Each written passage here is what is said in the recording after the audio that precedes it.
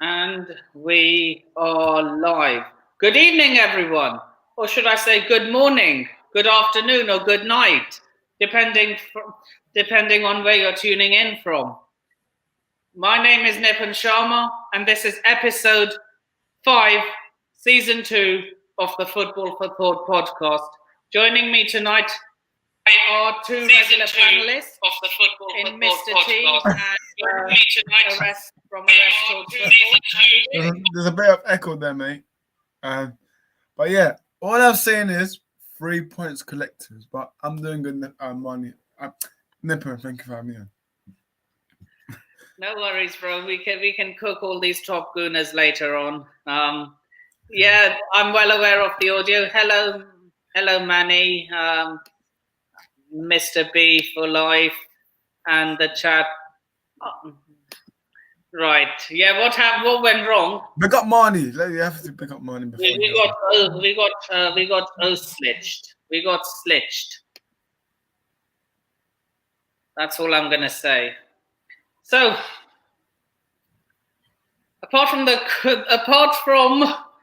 humiliation we had away in Croatia, we did beat the Hammers at home after a controversial ruling out of what would have been what's his name, Maxwell Cornet's debut goal. And I actually am one. Look, I'm glad we got the 3 points, but I'm going to be real here. We did not deserve those 3 points. Yeah, man, you got robbed, man. For me, I think. What do you mean we got robbed? No, sorry, not you. West Ham got robbed. Sorry. Yeah, they did. Yeah, West Ham got robbed. I mean, Mendy, for you to die like that, it is what it is. But listen. We've seen some crazy stuff in the VAR. Referees making that stupid decision. We've seen in the Aston Villa game, so I'm not surprised. And by the way, it's still 0-0 in the Green Scum Real Madrid game.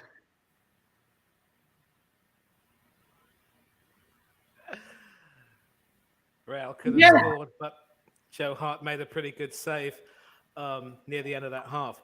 I'm going to say this. Yeah, the head and shoulders model. Yeah, but I'm going to say this. As much as you can say that you didn't deserve the 3 points, I'm actually going to say that in many ways, you often make your own luck. And I will credit Thomas Tuchel for, the substitutions he made. They certainly had a little bit of an impact. You certainly didn't lose your shape after you went 1-0 down. You fought back to get 2-1 up. I will definitely say that if there's one player who epitomizes the decline in standards of Chelsea right now, the decline in their performance, it's Edouard Mendy. And there's a reason why he didn't start today in Zagreb, because he simply looked extremely shaky. He had a poor preseason. And I think with the World Cup coming up, if he doesn't look to be in good form, it's not going to be good for him or for Senegal. But he really needs to start shaping up and seeing the way he often... I don't think for some reason he was made to look very comfortable by the West Ham attackers. And certainly when he conceded that first goal, he didn't look too good. And that incident, for me, was also disgraceful acting in a way. Because, yes, Bowen did get his studs into his rib cage, and it might have hurt a little bit. But I would certainly go on to say that the reaction from Mendy was key was key in a way in making sure that the VAR went in your favor. A little bit almost like how Arsenal were denied that goal against Manchester United. But I will say this, that was a foul. That's the main talking point today. Yeah. What? I said we're going to get onto that game later on. We will, but that'll be a segue. But that was a foul, and it was rightly called. But again, it's another talk of VAR. But segueing back, I think for the fight that you have a goal update. We have a goal update. Real Madrid have scored. Yeah, I want to get into that United game, because some Arsenal fans, mate, they've been crying all night, man. But yeah, just bring up the comments and then we'll talk about United. That's all I'm going to say to some of them. No, yeah, he would. Nippon, he would. He would start at Chelsea. What was the Chelsea score? 1-0 to the Croats. And Mislav Orsic, he does love scoring against a London team, doesn't he? Mm. He should go to some. He needs to leave that club, man. I think like someone like Arsenal or Tottenham should get in. Ironic. Yeah, he can link up with Perisic and probably share a few stories. That would be good.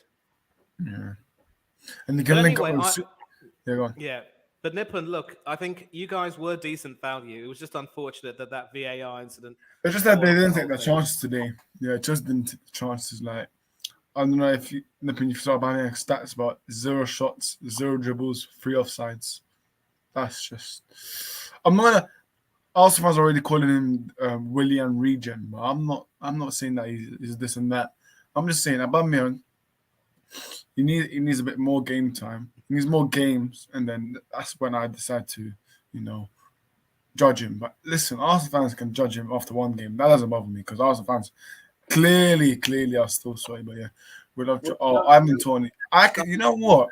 I can see him being a United should next season. Ivan Toney. I think he's been flirting with us. I'm not sure. How do you know? He's never. No. If you got, Flex, hang on. Flex's channel, United View. He did a match press conference with Ivan Toney after the Brentford game. And then he was just flirting. He was just flirting. I can see in Tony's head, man. He was just flirting with us.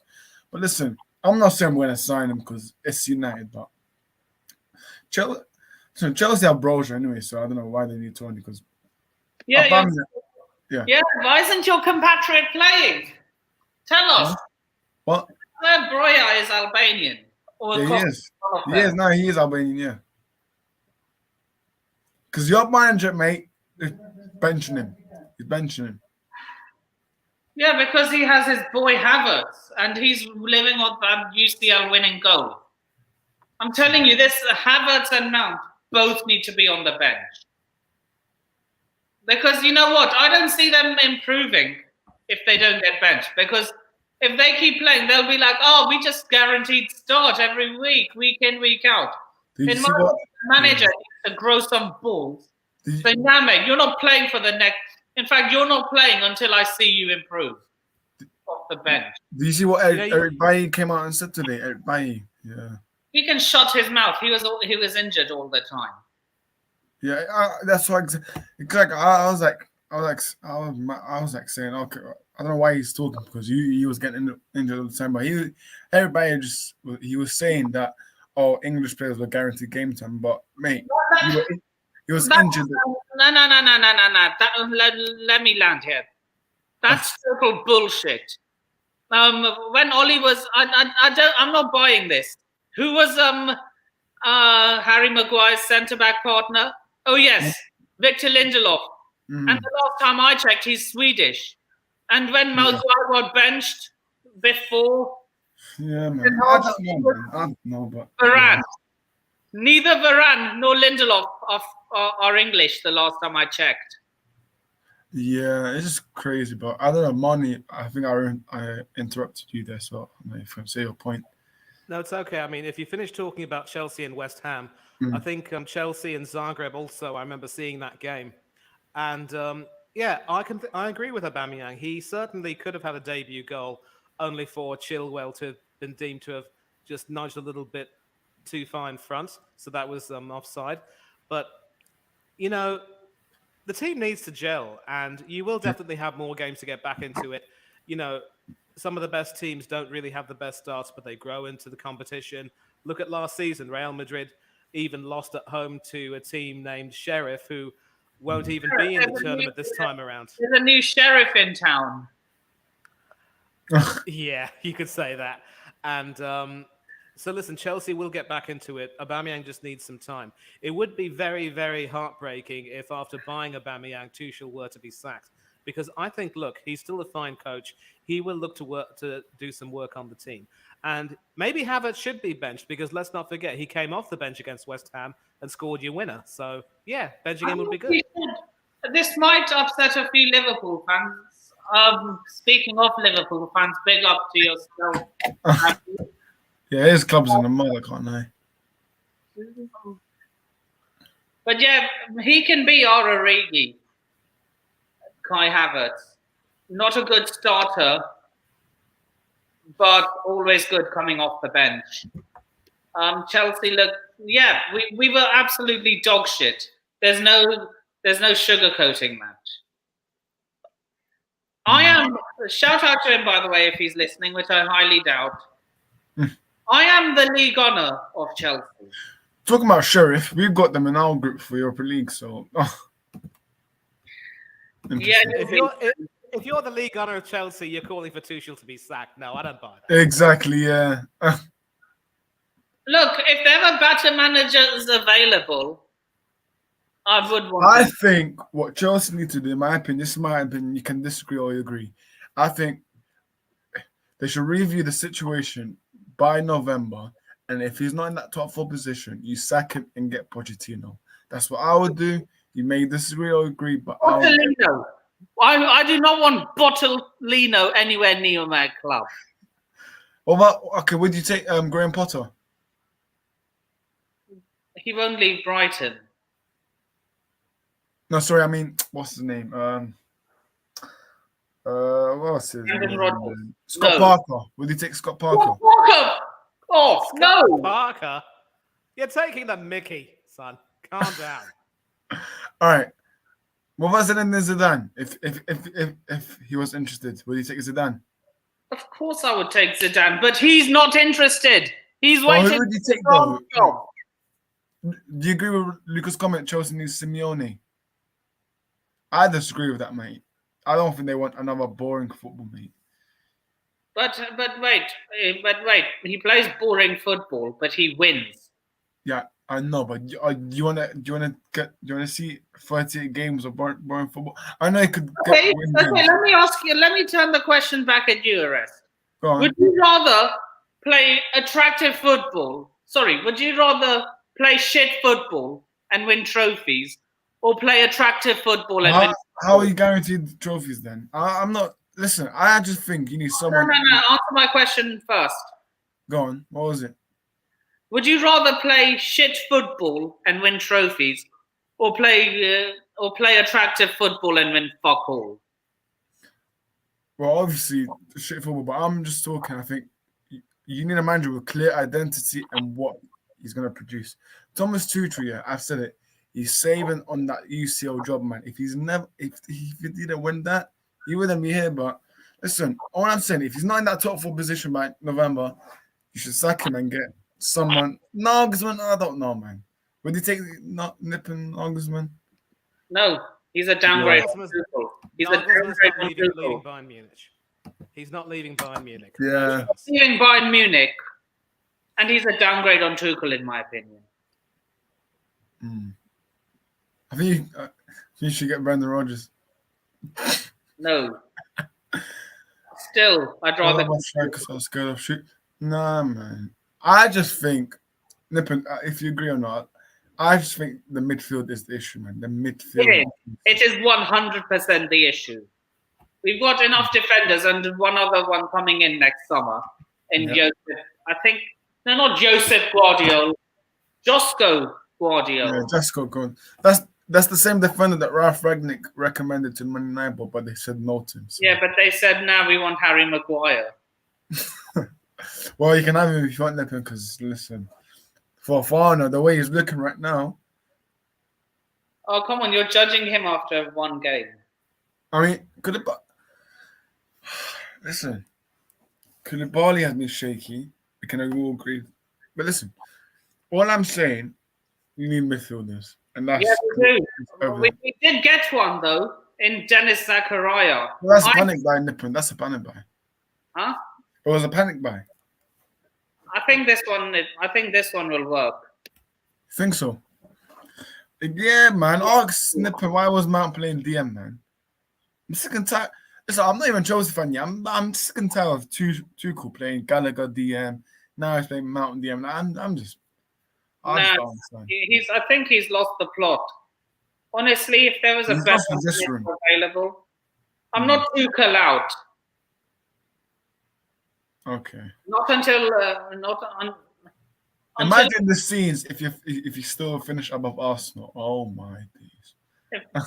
look, Jesus Christ, if they finish above us, these top gooners will celebrate like Not they Marnie, not Marnie, not Marnie. Marnie will just be neutral, yeah.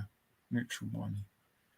I mean, look, I want them to win the Champions League, but I mean, no. I mean, I want them to qualify for the Champions League, but I'm not going to engage in any sort Yeah, of your banter manager, because, look, yeah. all these years of banter against Tottenham have come back to bite us in the backside.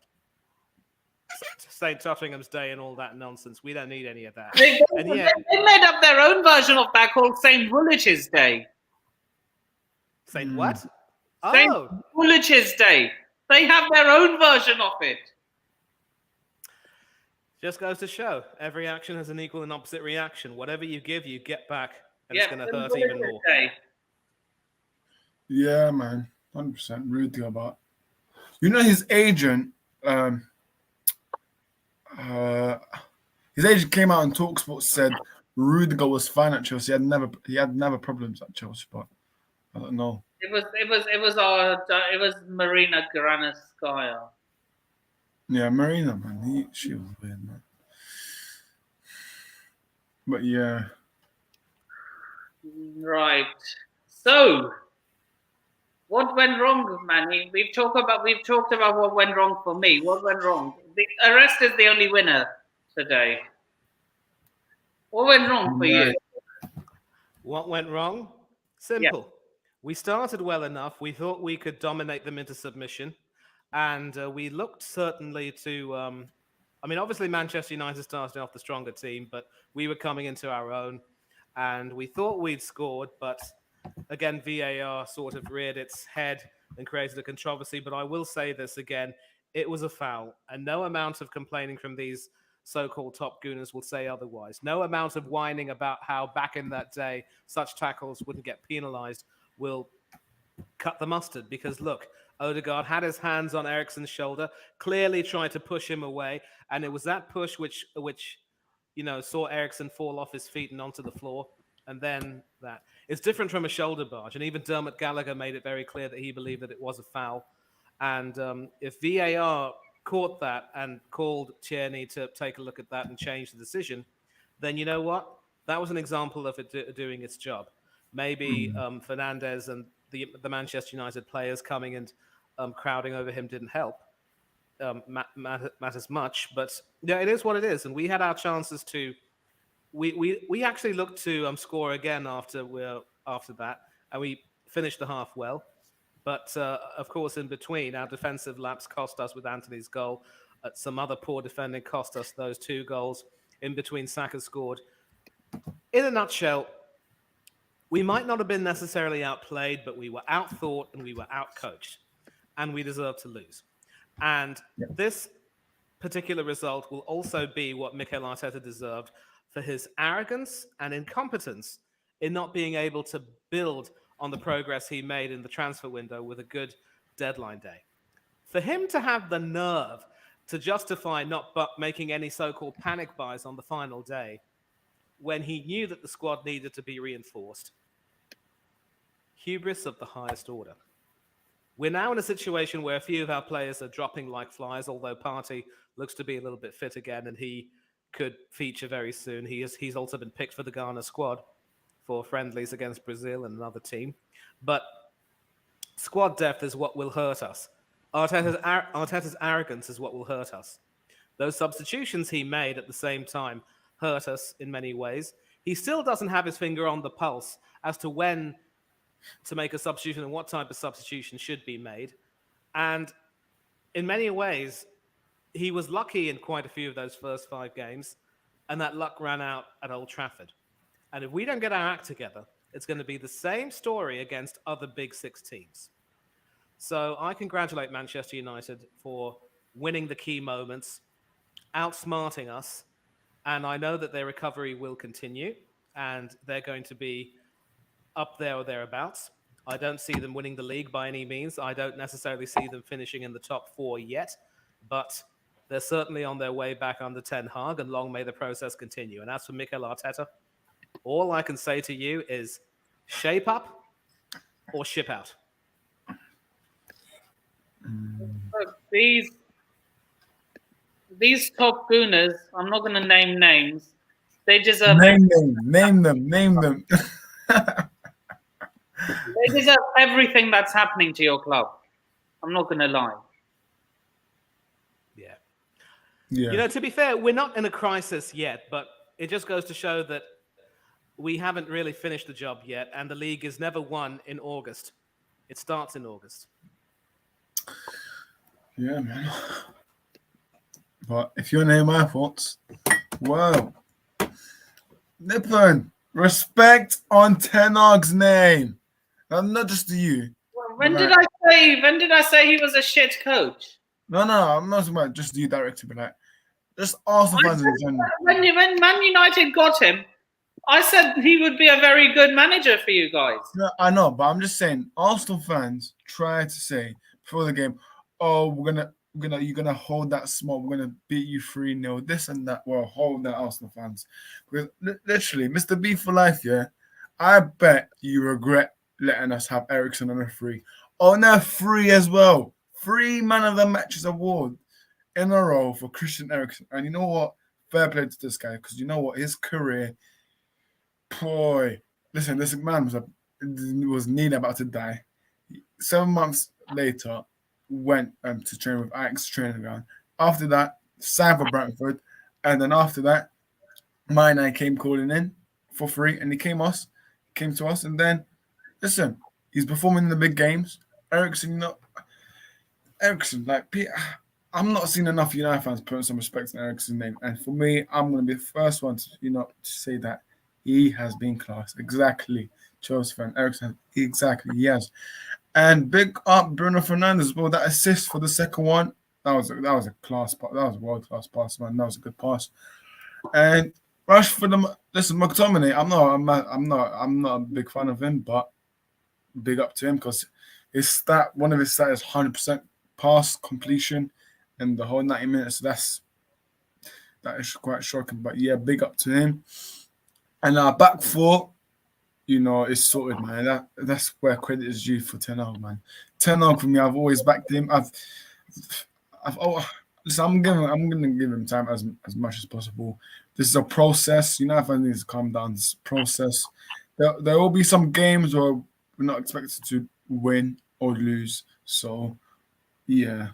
What I'm saying is a process. United fans take a game by game. But listen. Arsenal fans needed that humbling, man. But listen, we move on. I think we've got Palace away. Let's have you, man. Rich, let's have you, mate. Let's have you. But nah, good win, good result. I really invite him to the. I don't know if I can actually.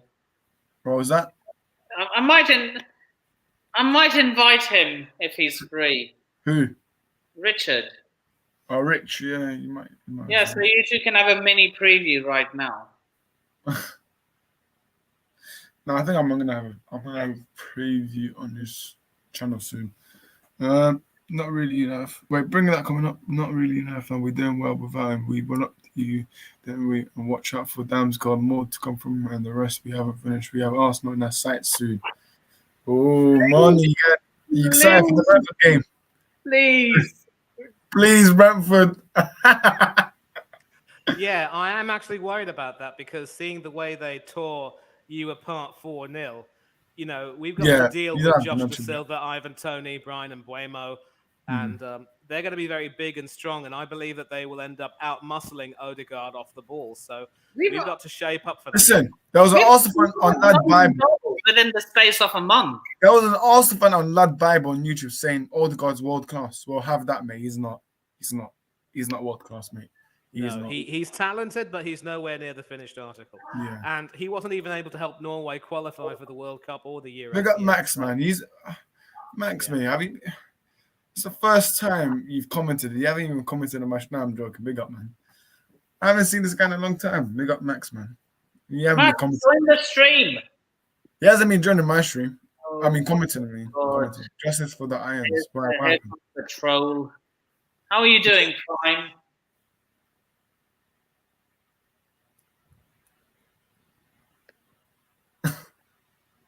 Prime. Who? I'm a troll in this one. Okay. Well, If you want to talk about Hi. what, you know what I mean by troll.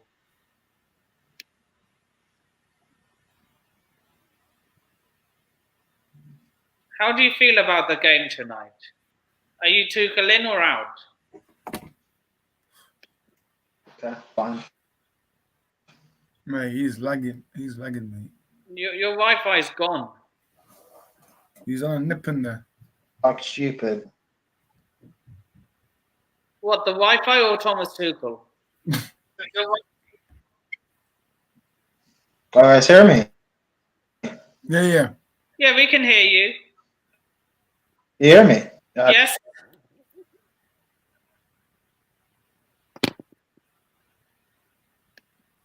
Okay. No, That's fine, mate.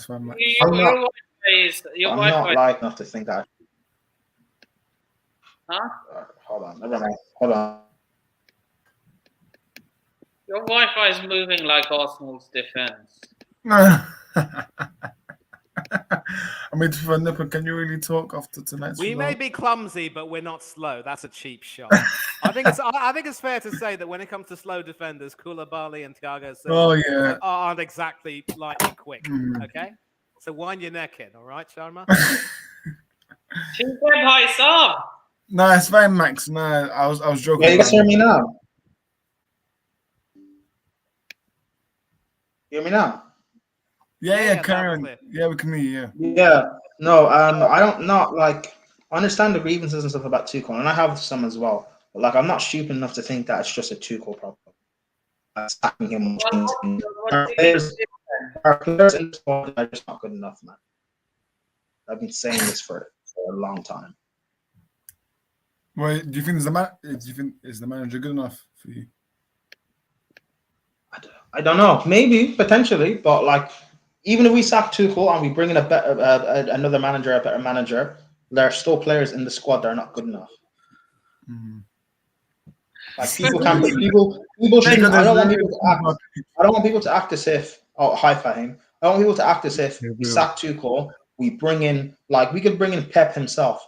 We're not changing things. Like nothing's gonna change from the team. We'll go on a little bounce, maybe, and then Chelsea fans will get gas, and all of a sudden we'll be in the same situation where these players aren't good enough.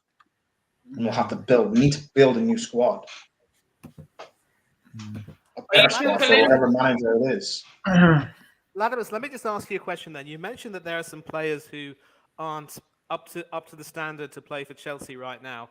Obviously, Havertz is one name that's been discussed. Are there any other names that you'd like to name?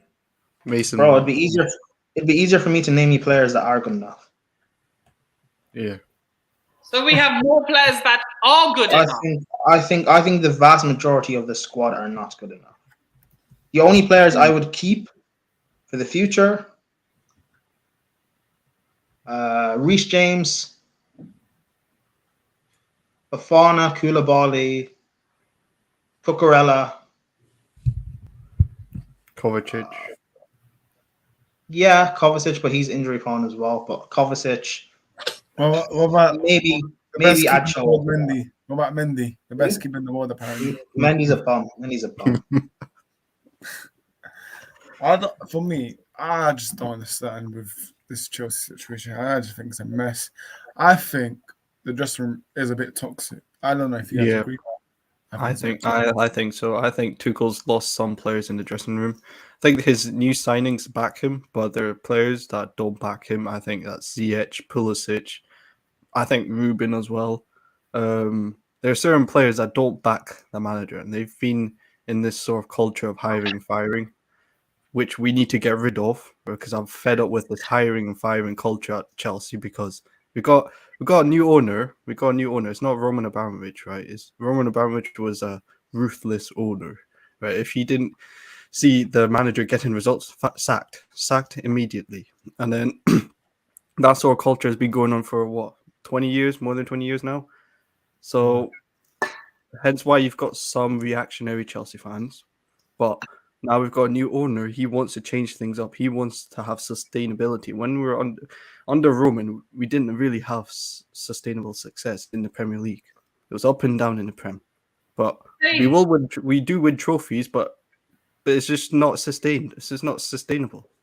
Hey, Max, I have a response to this. What happened against Sheffield United? Tell me. Tell me. I don't know how Hull City fans are talking, but listen. Nippin, would you stop nipping? Stop being so shameless. No, he's coming after me because we lost. Yeah, he can. Come on. Of course. Of course. He has every right to. You can. Have some shame, Max, man. Come on. Nippin, you have some shame. Yeah, it's everyday Coke and Pepsi and this in Nippin stream, man. Nippin, you are shame. Yeah, no. Okay, who lost to Sheffield United? Because it wasn't us. Oh my! Are you seriously talking to Hull City fans? Yes, it was. Nippin. Hold on. Nippin. Can you hear me? Yeah. Nippin, can you hear me? Yes. Nippin, you know we got clapped by Sheffield United 2 seasons ago when they were in the Prem. You know that, right? Yes, but we didn't the season they went down. Cool. Then Nippin. With all due respect, shut up about bantering him about Sheffield United. Stop. No. Listen. Stop. Right, Listen, guys. Let me jump in here.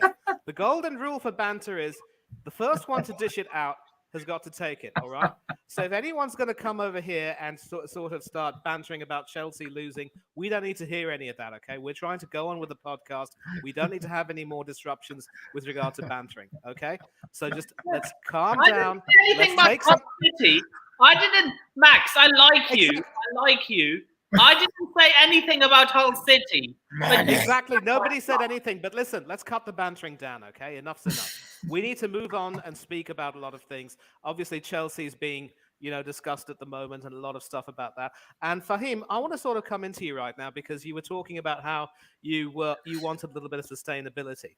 I wonder what you think about Arsenal's situation where they've got a manager who finished 8th in his first half season, 8th in his first full season, 5th in his second full season, bottling the Champions League qualification, and now has a third season where he is expected to do better. So we have the sustainability that you may want, but aside from his FA Cup win, Arsenal's sustainability is fugazi. Arteta's not good enough. Yeah. Exactly. If you were doing it with Emery, then then that would be the better choice. Exactly. Instead of Arteta. But you're doing like a project with Arteta. You're learning with Arteta. That's what I'm seeing. It's not really like a project to reach the UCL final in 2 years' time like that. That's not what I'm seeing with Arsenal. No, the ironic thing is that is what he said. The ironic thing is that is what he said. According to your fan base, man, Emery was toxic to the dressing room. So who knows? And according to the same fan base, Arteta's a breath of fresh air. I just see Arsenal as like a youth project. I don't really see them as the next, I don't know, Liverpool, the next team that will reach the UCL. I just see that team just trying to finish top 4 with Champions League because you just got young players, but we've also got young players, but we've tried to add quality with it, experienced players around them. Arteta doesn't like experienced players. It's not even a. Agreed. Go ahead. It's not even a.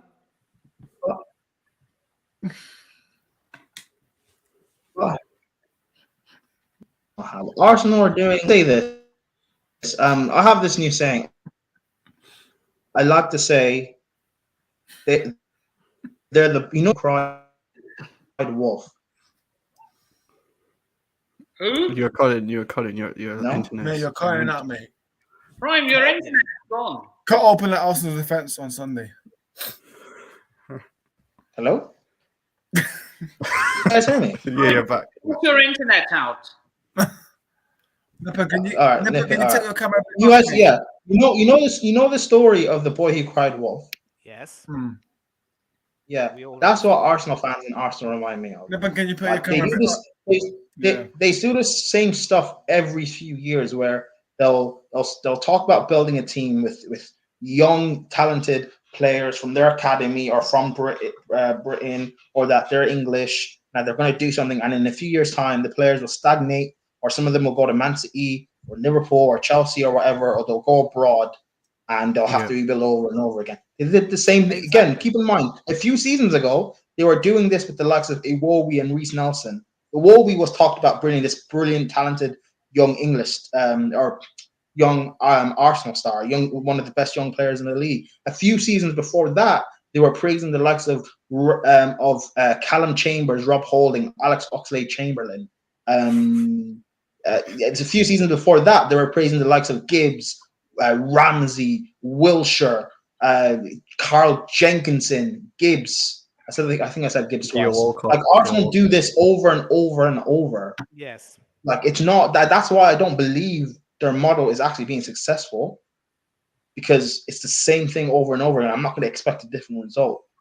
And also when you look at the fact that they've had better managers and they didn't back them properly. They had Wenger, even though coming towards the end, people can say he was finished. He was still like a pretty top manager, and they didn't back him. Had Emery, who's one of the best tactical minds around, and I think if they had given Emery that second season and actually backed him in that summer, he would have got them top 4.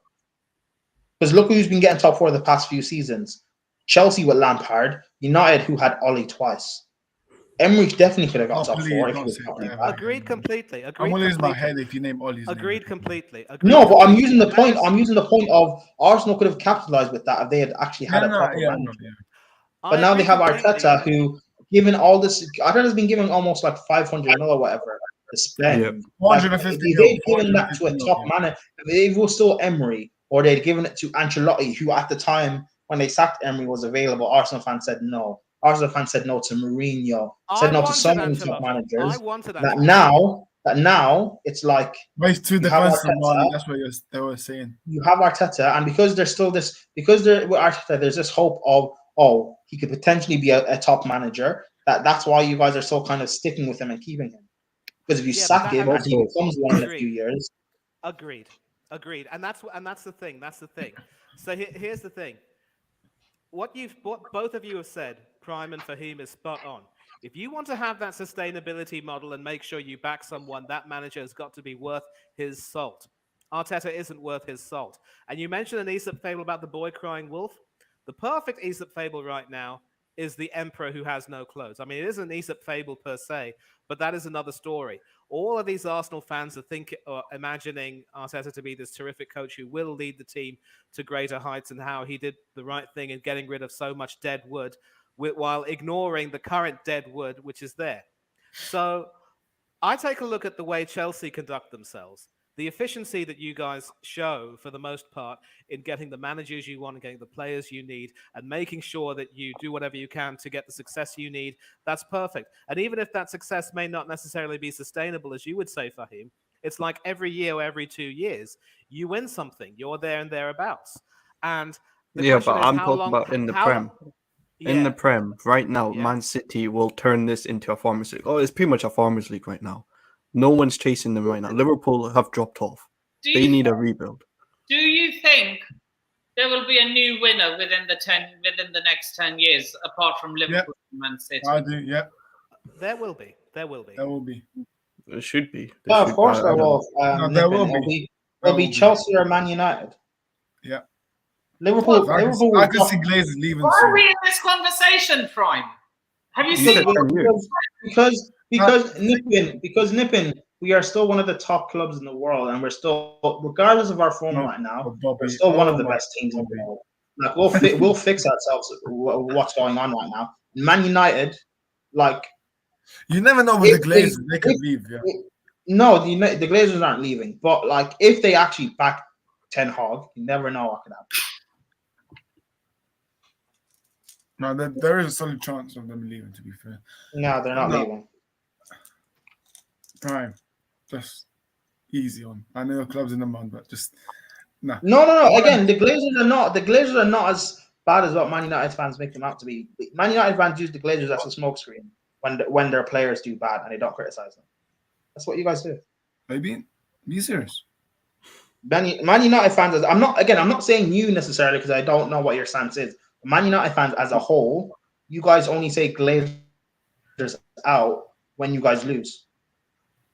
Because your last few games, 100%. Glazers out has not been trending. Listen, last the few more games we win, the less we forget about the owners. That's with United fan base. It sums it up. The more games we win, the more Bobby, gas we get. I sent you the link if you're. Bro, that's my No, but that's the my thing point. is- The thing is, people don't. the Yeah, Go sorry, on. never mind. You go. Yeah. Go on. No, I'm not. I'm just saying, like, that's my point of your fan base as a whole. Don't, because you're winning games. You just signed Brian Casemiro now and everything. Like your fan, and before that, your fan base was volatile on the Glazers. Now you bring in Casemiro, you beat Liverpool. You're on a good run and stuff. Like, and Glazers out is not trending. 100 million, Yeah. Anthony. Okay. Yes, Bobby. Hey. Listen, I want to reply before Bobby comes in. I think the reason is if you go back to the summer, the people that Glazer have employed, like John Murtough, Richard Arnold. Richard Arnold, in fact, he had a pub meeting with United fans. He said the money is there for Ten Hag, this and that, and then we spent 3 months, you know who, on that Barcelona player, and at the end of the day, he didn't join us. So frustration is there, but listen, couple of players, and United fans will forget about them. So yeah, man, but big up Bobby, man. I'll leave there. I didn't realize you were in the back room, Bobby. You're on mute, Bobby. Bobby, you're on mute. DMing you. That's why I'm sitting here. I'm laughing. I'm like, Nippon just sent me the message with the link saying, "Are you joining?" I'm like, just feel free to look at your screen. I'm sitting in the back room for about 5 minutes, and I'm about 30 seconds from leaving, man. Oh, these bloody Chelsea fans. How's everybody doing? How you doing, boys? Everything good? Yeah. Yeah, man. I mean, there's two Chelsea Yeah, fans all that are good, crying. all good. Battered by Real Madrid. Yeah, man. Yeah, but that's screwing me up though, because I captained friggin' I tried doing this. Obviously, Bobby's happy Champions because League UCL thing. this weekend at UCL Champions League. This I weekend. don't do these fantasy things, but my son and his friends did when they wanted me to join, and I'm getting my ass kicked by a 16-year-old and an Bobby, 11-year-old. surely you right qualify now. in this group now. Surely you have to qualify in this group. Surely. For what? To get to the next round? Yeah. To qualify, yeah, you surely. Oh, you know what? If we can't get out of that group, then we've got a question. Put me to the top then because we got 3 points in it. Put the Arsenal fan down. Sort me and Marnie. I honestly think looking at that group, if we can't get out of that group, then we shouldn't even bother trying to worry about finishing in the top 4 and qualifying for Champions League. Because Hey, listen, Bobby. Under Antonio Conte, you will get out of the group. I've got you. I'm sorry, Manny. I love you, and I always. Bro, have you seen his record in Europe, Marnie?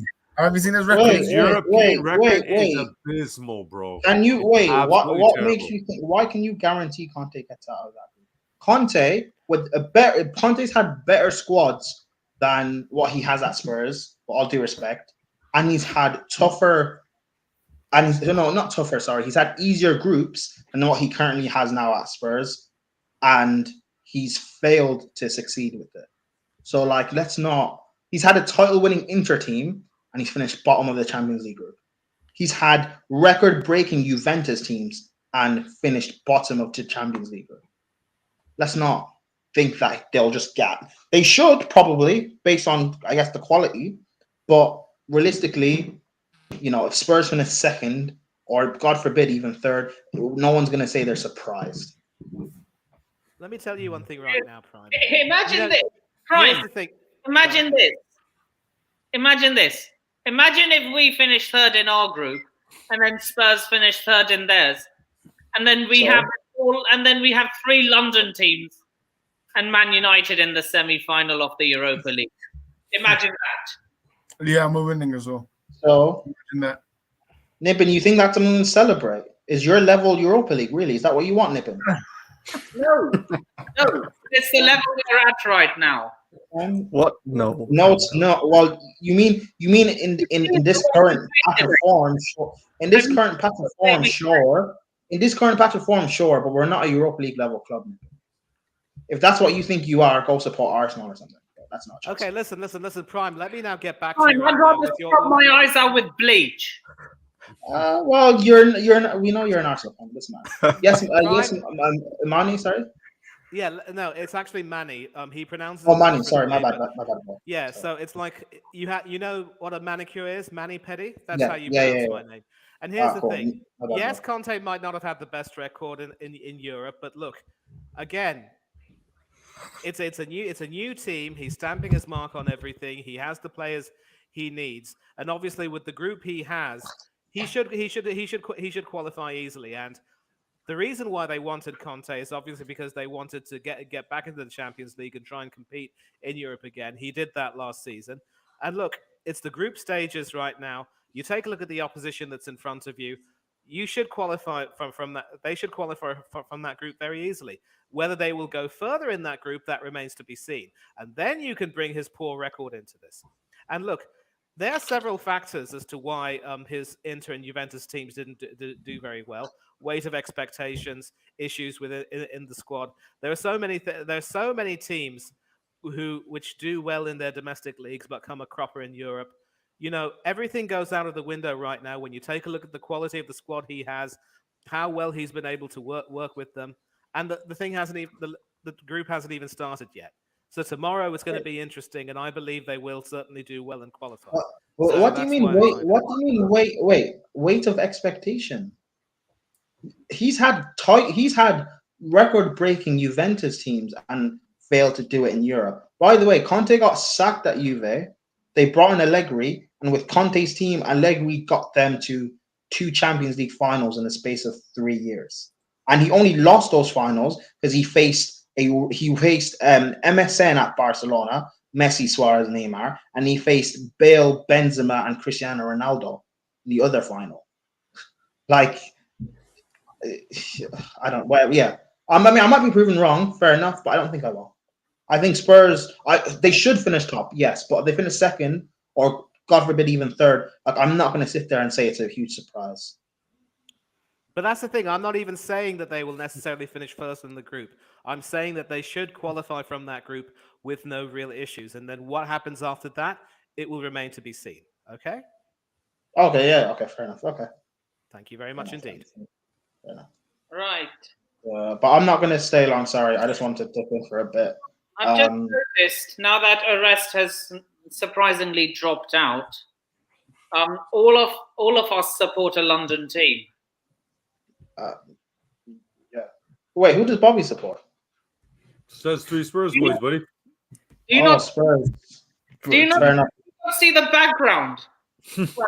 No, I thought that was. I wasn't zooming in. I thought that was Real Madrid kid. Okay, never mind. I was about to say there's Champions League royalty in this stream, but No. But yeah, I'm gonna dip. I just wanted to come in for a bit. Big up Nippin and everything. Shout Guys, out before you go, Prime. try not to. Yeah, just follow. Yeah, Chelsea fans, just follow me on Twitter and stuff. If you guys want to talk and stuff like that, you can DM me on Instagram or Twitter or whatever. Try not to be too. I get you might be angry about this result, but like I'm someone who saw this result coming, so if you have questions and stuff, that's cool for Tuchel. Hold on, Nippin. Don't get angry. Don't say something stupid right now, like sack him now, without actually like using your brain and being like thinking things through. And just relax because, you know. Just one question before you go there, Prime. Now, you kind of berated Nippin there about saying if he's saying that if he thinks Chelsea's Europa League level that he should go become an Arsenal squad. Yet you just turned around and said you expected to lose to this team. Yeah, because we're in a team that's got what a 20th of the budget on squad compared to what you guys got in paper. So because we're in poor form, because we're in poor form right now, and I knew we'd play a weakened team. They're a very weak team, but yeah, you know, I just kind of find it a bit hypocritical that you're telling him to go support Arsenal by saying that he thinks that the way they're playing would put them in Europa. But you're saying the way they're playing right now, you expected them to lose to Dynamo. So I what I said no, it's not because what I said to Nippin was like a joke.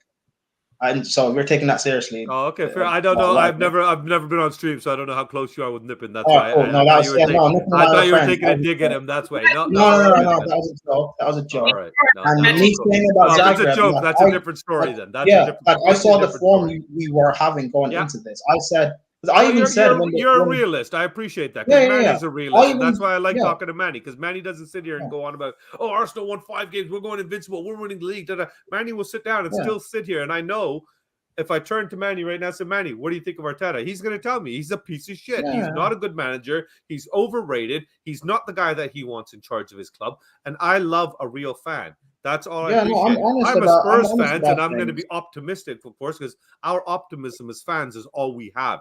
Who the hell wants to be a fan of a team and sit there and think, oh, we're going to lose every day? What's the point of supporting that club then? Go support somebody else, Yeah. right? No, so no, I'm obviously just- you I'm want to just- be optimistic, and I appreciate that. But No, but I'm just realism realistic is, about things. yeah, Like, realism is because appreciated. It's needed. I said it when the group was drawn anyway that like if we underestimate the likes of like Zagreb and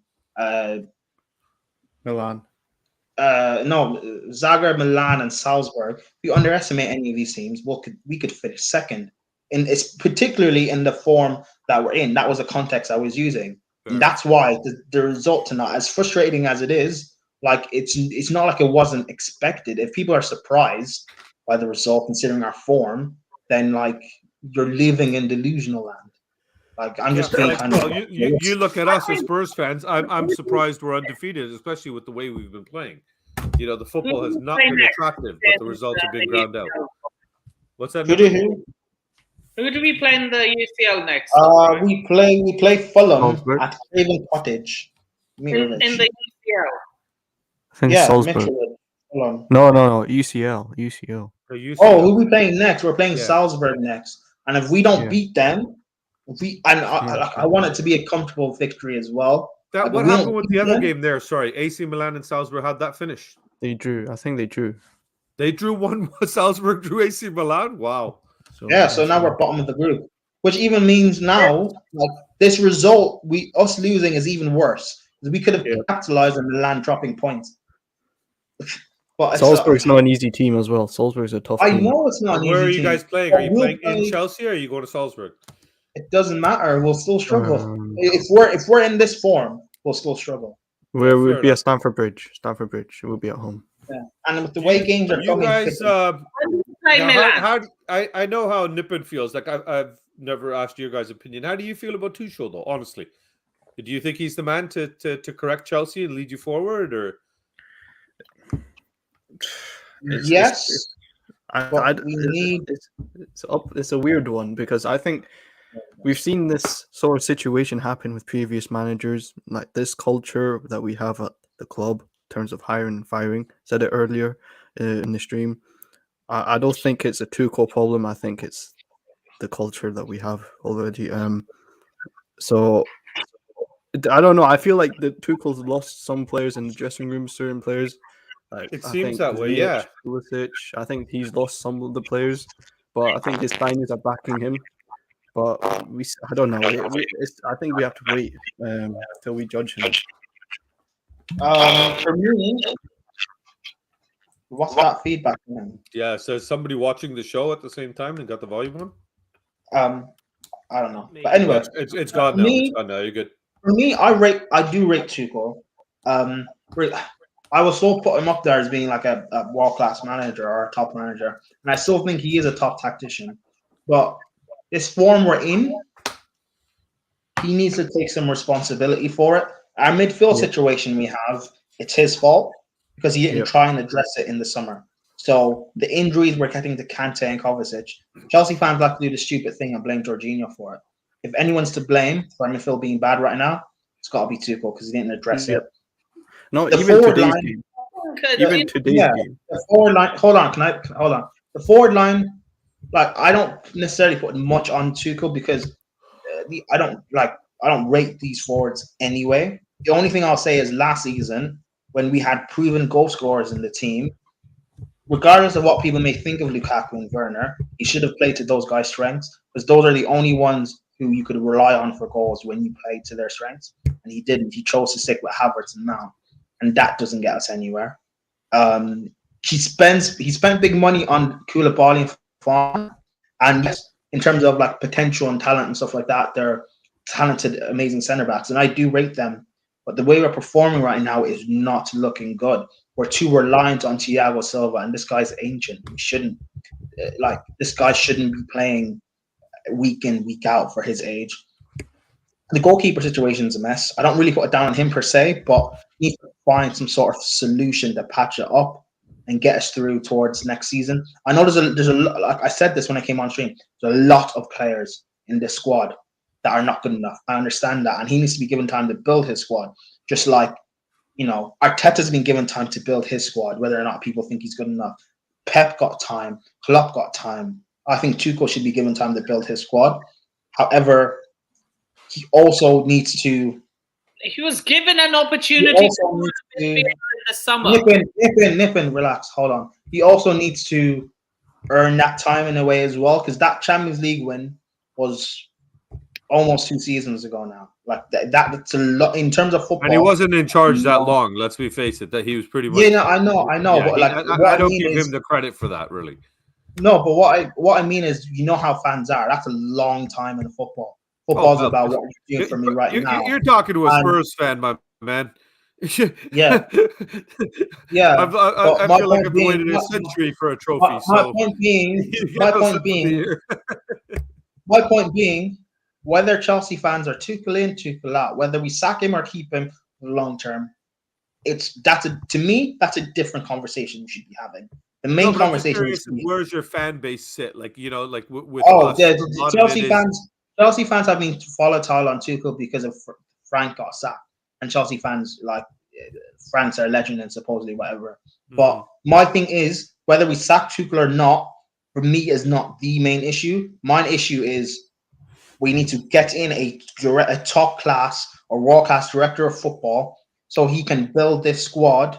And because if we get Michael Edwards, for example, and if he assesses and says Tuchel's not good enough, let's bring in, I don't know, random manager, Luis Enrique, random manager, bring him in. Cool. We build the squad to this guy's specifications and get rid of these deadwood players because they're not good enough. Because if we sack Tuchel tomorrow and we bring in whoever, the guy will still face the same problem. We'll go on a little purple patch of form. We might win an FA Cup or whatever. But then a few months down the line, we'll have the same problem where these players aren't good enough. People will blame the manager when what can the manager really do? Yeah. So for me, it's not a Tuchel thing. It's mainly about these players. And I want a director of football to fix this mess that we've been in for 7, 8 years now, because we lack a director of football to lead the vision of this club. I think you guys would be foolish. Personally, I think you'd be foolish to sack Tuchel right now. There's nobody available out there that really is an upgrade on him.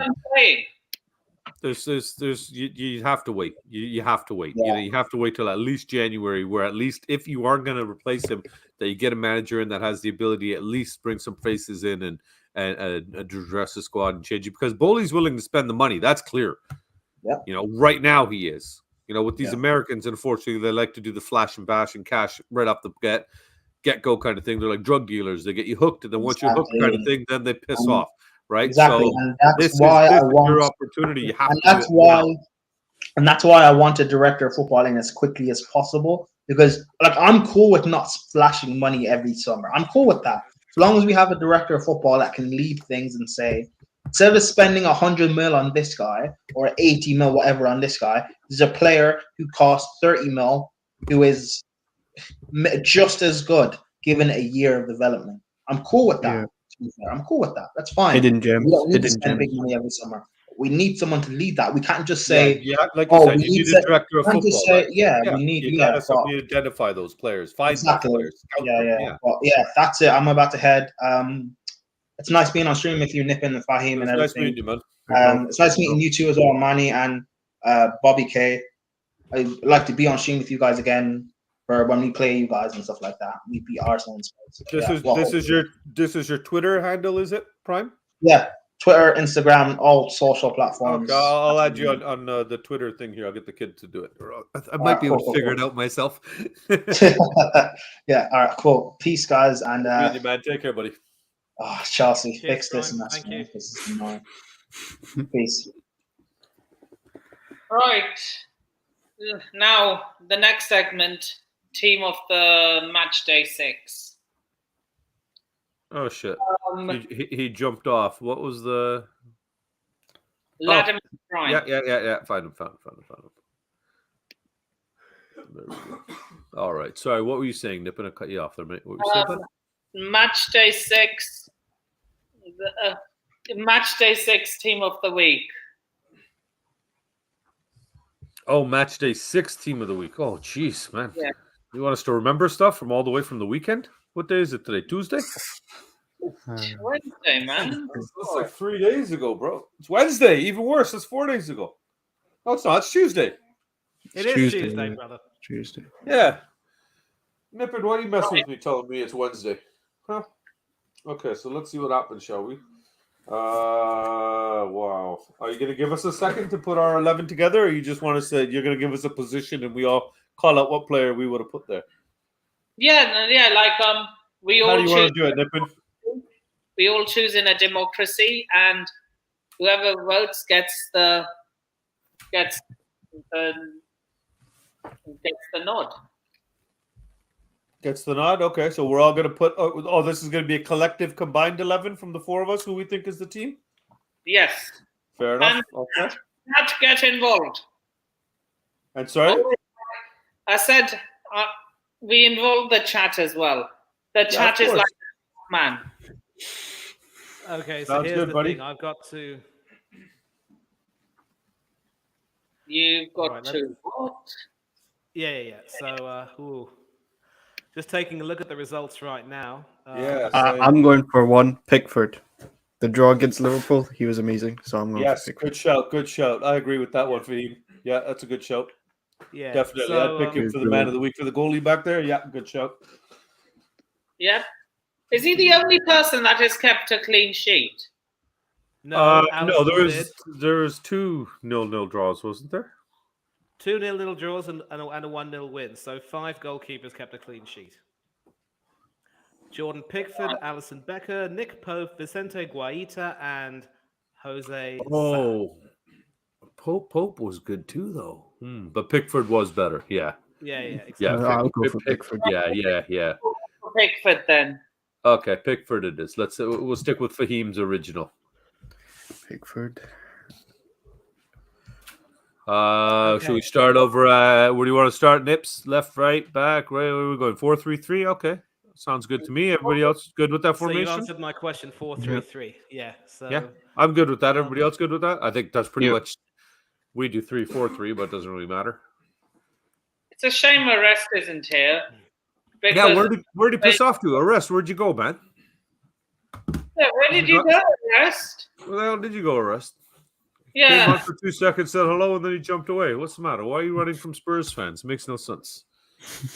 Yeah, maybe he's scared that the Spurs, you guys might beat. When do you guys play each other? Oh, geez, not for a while, man. We play City next. Oh, Yeah, we go to the Etihad on Saturday. Good times. I'm going to make a bold call right here on this street. I think you're going to win against Man City. And we're their bogey team, buddy. And honestly, you know what's funny? I'm more scared to go to Old Trafford, Stamford Bridge and play an out-of-form Chelsea team that seems to find their form as soon as Tottenham shows up, than go to City and play at the Etihad, even with Haaland there. I don't know why. I don't think, even though they've addressed the top of the food chain, I think they're conceding so many goals that they're going to drop points, man. I think they're going to finish with less points than they did last year, man. But no one's going to talk about it because their name isn't Liverpool or Chelsea or Arsenal or Tottenham. No, they've got a few fans now. So where are we going? Where are we going, buddy? Left back? Left back, I'm going to say, is he a left back or a right back? I don't know. Antonio. That Malacia kid. Malacia. Right back, isn't he? Malacia's left back. No. I'm sorry. He played left back. Yeah. Let me just. Does it show you the lineup for where he played? If we look at that. I mean, Mr. B made a good one, Cancelo, but I don't know. Cancelo can play left and right. Yes, he can play both sides. So that's what I'm saying. We'll save Cancelo for the right then. No, for the right, I have my pick, and I'll let you know who it is. Okay. Who's your pick? Oh, for right back, it would be Ashley Young, because he came on against City for Aston Villa when Matt Cash got injured. And he was very pivotal in making sure that the Villains held City to a mere 1 goal. So Haaland didn't get his hat trick. He only scored 1 goal. And one particular moment summed up his performance when he was able to, somehow get back and outmuscle, I think it was Kevin De Bruyne off the ball in the half. And then he was able to pass it further. He was the one who pretty much galvanized the team eventually. And a lot of those players played to a man that day. But I would have Ashley Young definitely as my starting right back for this week. I'm not going to disagree with Manny on that one. I didn't see the game, so I don't know enough about it to be able to speak about it. So what about you, Fahim? How do you feel about that?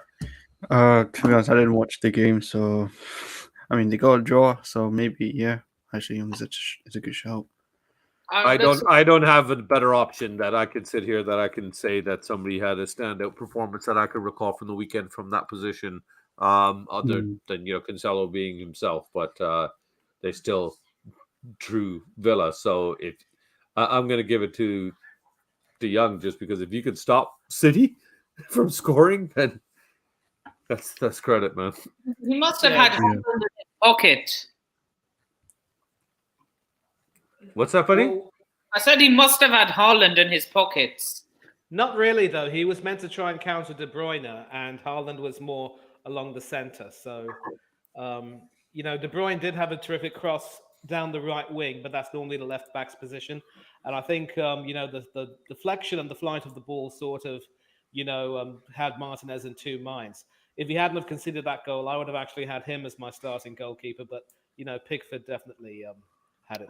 Apparently, James brings up a good shout as well for Nathan Patterson of Everton. I thought Patterson was decent, but there was also points where he looked maybe a little bit off the boil in that game. I remember, and for me, the reason I went for Ashley Young is because his experience really told. And bear in mind, he came in after that injury and solidified everything and galvanized the team going forward. So Ashley Young would have shaded it for me. I was thinking Patterson, though, James, in a way, but Young would have been my choice. Right, the 2 centre-backs.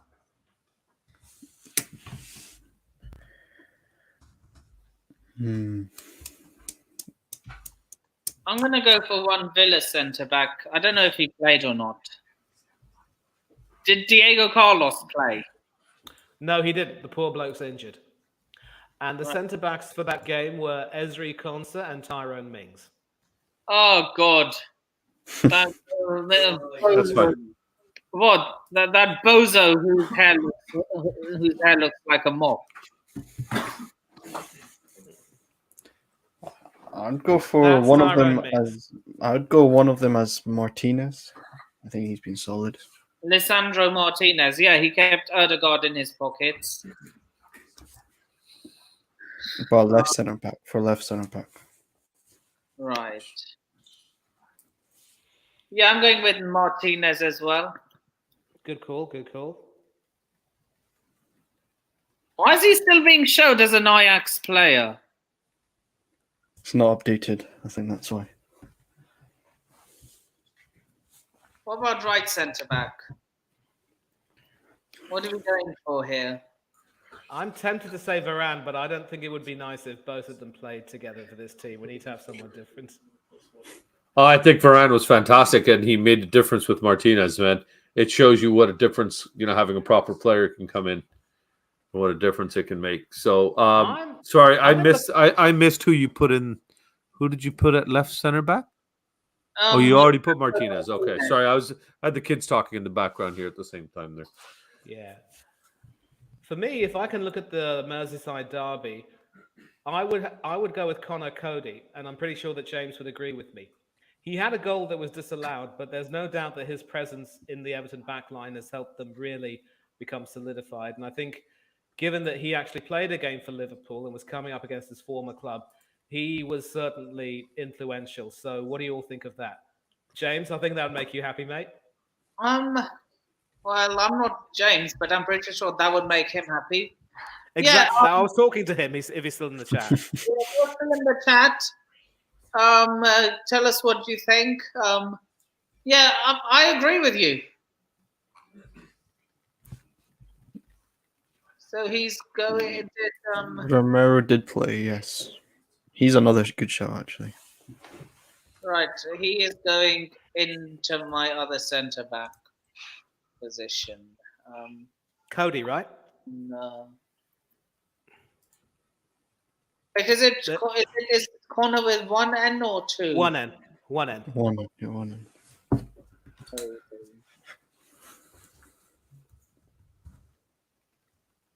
Left back. Are you sure that's the right Cody? It looks different. I saw two there. No, it's definitely the right one. No, that's just the player card, I guess, whatever that is, right? No, I'm going for the best looking card, man. No, you have to go for the correct one. I mean, because I saw two Codys, but they both look different.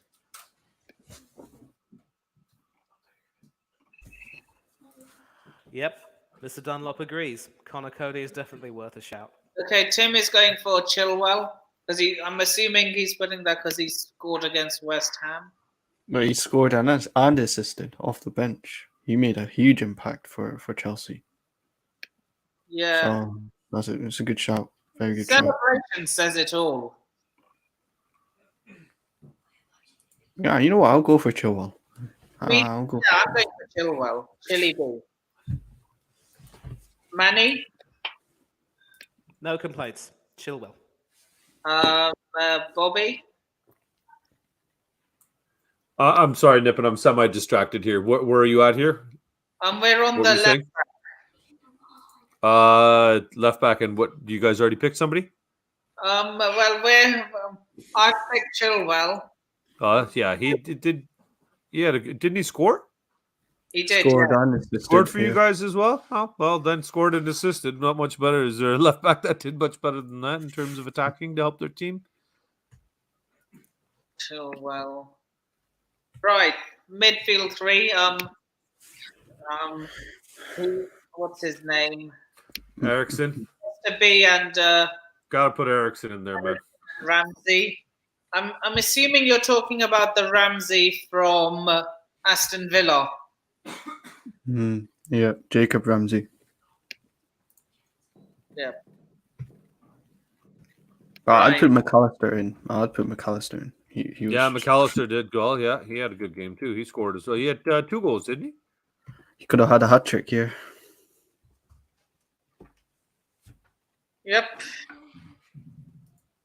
I honestly think Ericsson deserves a shout just because those passes that he teed out, man. He's the one that sent Rashford out there and gave them the goal to make it 2-1 high. McAllister got a hat trick. He didn't know. He finished with 2. Got a hat trick. McAllister got a hat trick? You sure about that? No, but No, you're not sure, but you're telling me to say it on stream to these guys anyways? They scored 5. Okay, and thanks, then I Seth. checked who scored the Bring goal. him in. Bring him in. Come here. Nippon wants you to come and say hi. There Hi. you go. How are you doing? How are you doing? are you? Oh, you're right. He did. Is that a city? No, 2. Right here. Is that a city top? That looks like a Man City top. No, it's a New York City Little League Champions. Oh, I saw a ship on the crest. No, it's something New York City something. I think it's one of the shirts he picked up when he was on his New York City excursion. Yeah. So what are you guys doing right now? they're just picking the combined 11 for the entire. They have what? Okay, I'm Game gonna stream. Yeah, just the combined 11. So the best 11 from the entire league from match day. Yes, thank you. Kid? Yeah. Who did you? So we're picking midfielders right now. Bruno Yeah, but Fernandes. you have to pick Bruno one. Fernandes. He's the one that played that ball to Rashford when he scored. Was it Bruno? I thought it was Ericsson that played that ball. Ericsson. It was Bruno. Ericsson played it too. You're talking about the third goal that made it 3-1. Yeah, Erickson. Bruno did the played that out. 3-1. Okay. Okay. Thank you. Go do Bye-bye. your homework. Goodbye. Bye, love you. Bye bye. Can I get back to this? You done Okay. taking over Nippin stream? Okay. Okay, so your son has gone for Bruno. He went for Bruno. I still think Ericsson. I thought it was Ericsson that played the he had 2 assists, did he not? I thought Ford Ericsson had 2 assists. assisted one of Rashford. I think he assisted Rashford's second goal. The second goal of the game, I thought he assisted. I thought he set that ball up, but they're saying no, it was Bruno. Let me get the game back up. No, I'm looking at it right now, but Bruno assisted Yeah, Rashford for the that's second right, goal. It's saying Bruno assisted, yeah. Yeah, Ericsson assisted the third goal. Assisted one of them as well. Ericsson Bruno- assisted the third goal. Yeah, but Bruno played that pass to Ericsson. Yeah, that one that sent. Yeah. Right. No, that was to Rashford. Ericsson played it to Bruno. Bruno sent Rashford. That's what they're saying here. It looks like so. Yeah. I think Bruno had a decent, good game. Yeah, he had a decent game. Yeah, definitely. Just, a lot better than the previous ones. So this is where we need a rest. See. Who are we going for? So you were watching that game, Manny. What do you think? Was Bruno that stand out, or you muted, buddy? You're on mute. Yeah. I think Bruno was good. He certainly, both of them were standouts. The only problem is I'm not too keen on having both of them in the team. I just think the reason why I would like to see Ericsson over there, he actually played. The reason why I'd like to see Ericsson instead of Bruno is that Ericsson also had a big role in also being able to shore up the defense. Okay. And so we've got a situation right now where we do have a decent back four, but his positioning in the defense was quite important when it came to being able to solidify everything and also start some attacks from his position. I think Bruno obviously was a lot more of an attacking one, but I think Ericsson also was quite magisterial, and some of his passing was just so crisp.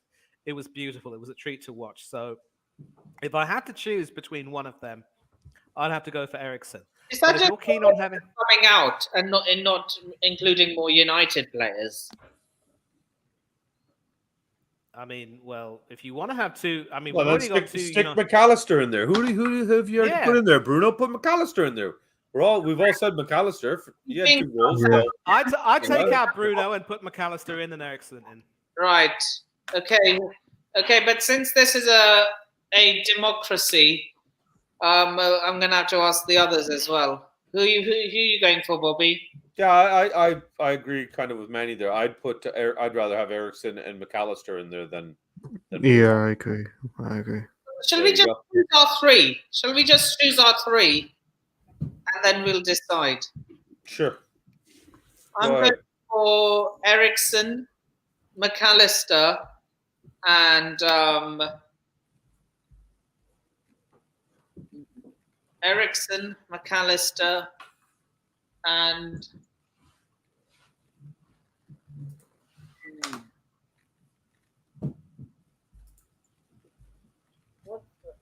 I'm trying to find a Leeds player because they thrashed. No. Sorry, they got thrashed. And did Damsgaard play?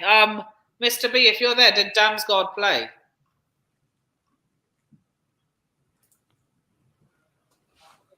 I'm just looking it up for you right now quickly. Philip Billing? What about Højbjerg?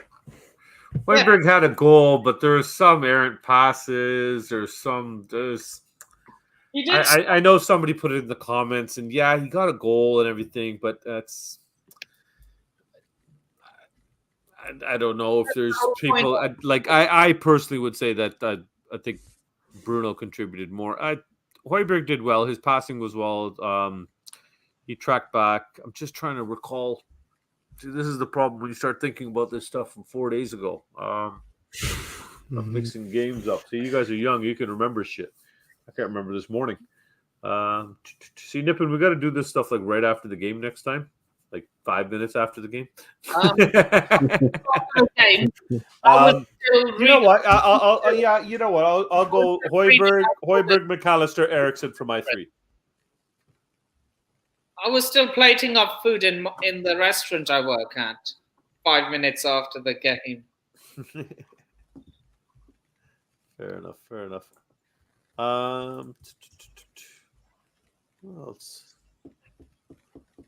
Yeah, I'll. You know what? I'll give it. Thank you for whoever put Hoiberg in the chat there. I'll throw that in there. Yeah, or I'll stick with Hoiberg, Eriksson, and McAllister for my 3.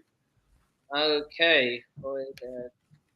Oh, somebody, Mr. B for Life just wrote Damsgaard came on, so he was okay. He did play. Damsgaard. Obviously, he didn't start because he came on, right? Right. 0 Bournemouth players is criminal. Yeah, they did come back down 2-0, didn't they? Tim says. You know what I'm going to do? I'm going to go with Eriksson, Philip Billing, and Alexis McAllister. Those are Yeah, I agree. Yeah, I agree with that. Manny? Good call. The reason why I'm on mute is because I don't want to hear you eating. I don't want you to hear me eating crackers. This isn't an ASMR video. Fair enough. Right. So I think Eriksson, Billing, and McAllister wins it then. Sold.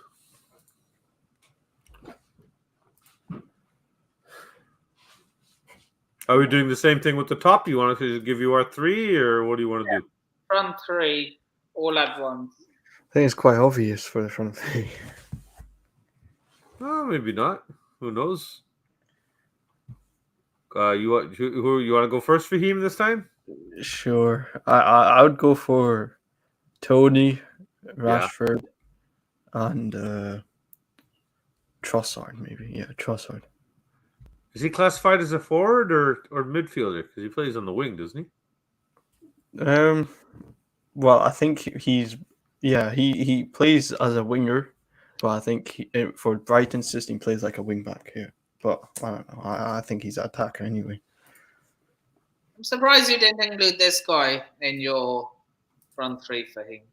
Holland didn't really get involved into that game, that Villa game. He scored the goal, but he wasn't really involved. Yeah, he scored, but Tony scored hat trick. Rashford scored a brace. Yeah. I wouldn't have Haaland in the team. Because I don't. Quiet. I wasn't picking Haaland. Yeah. Yeah.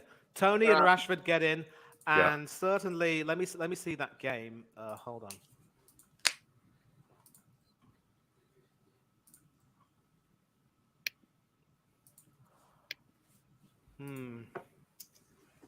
Because I want to find out what Trossard's position is. Yeah.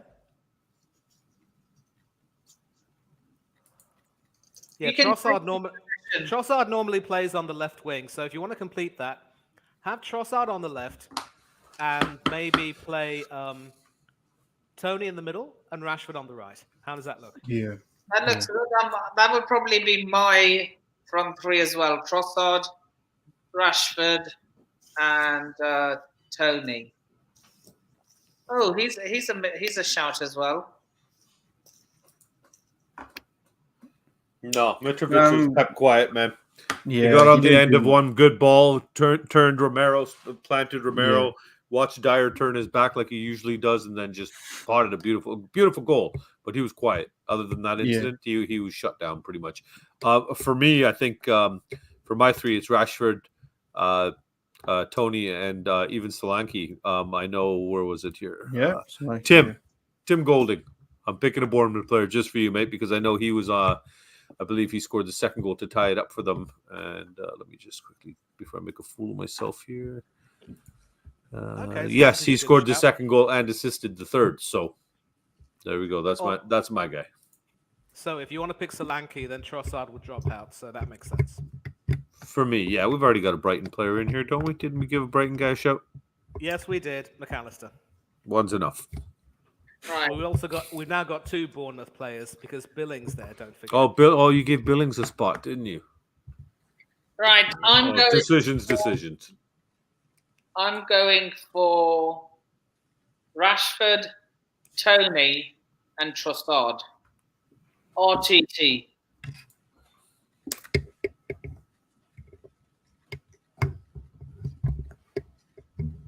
So what have you gone with, Fahim Yeah, I've gone for RTT as well. and Manny? RTT.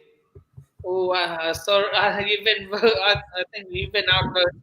The democracy. That's it. Outvoted. 3-on-1. Yeah. Okay. Rash.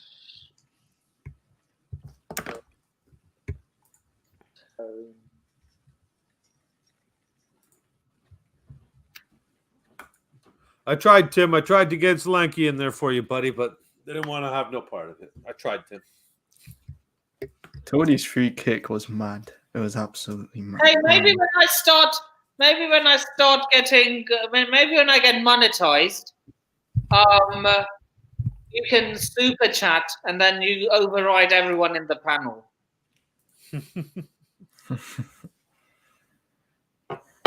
So you're basically saying you can be bought. Okay. It is a thing on football social media. Are all the games done now?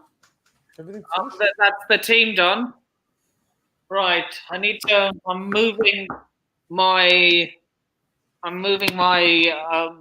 stuff closer to a socket because I'm only on 15% battery.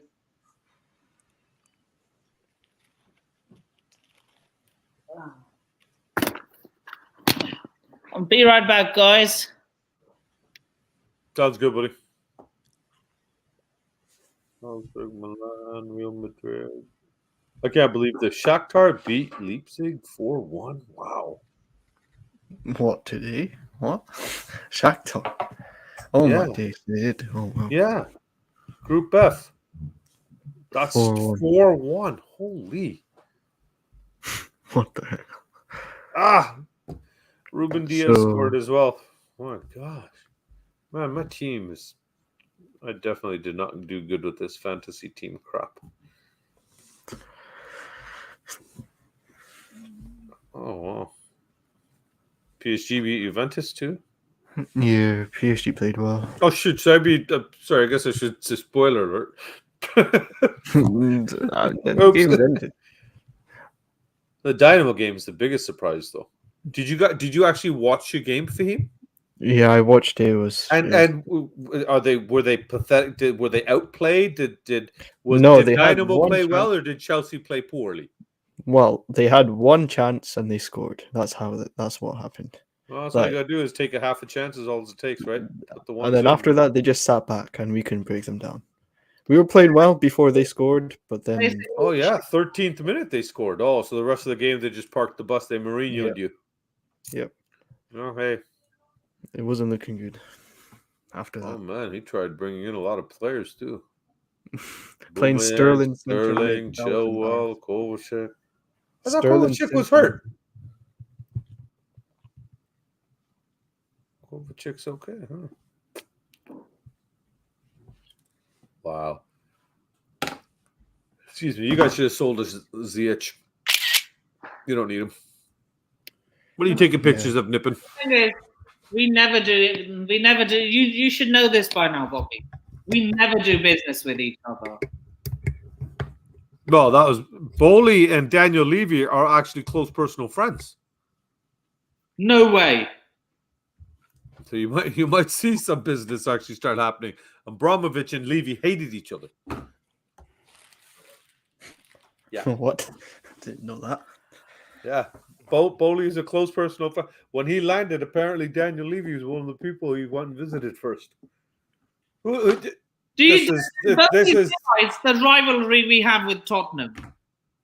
yeah, but he's American. He's gonna if he doesn't realize, he's gonna realize once he gets here now. You gotta remember, in American sports, in hockey, and the rivalries are there, but they're nowhere near the intensity level of real football. You know, the anger is there, but you don't have people coming on buses and stuff getting together for riots before a game because your teams hate each other so much. Look, I don't hate Tottenham like a lot of Chelsea. I've already said this so many times on Premier Hotspur TV, your channel. I hate Arsenal much more than I hate Tottenham. If someone asked me what do I think of Tottenham, I was like, I don't care, honestly. For I me, agree. I agree. I hate Manny more than I hate you.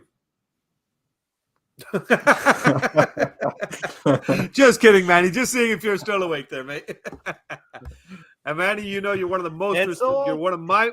No, honestly, Manny, no shit, no jokes. You are. I respect you. I would say you're one of my most respected Arsenal fans.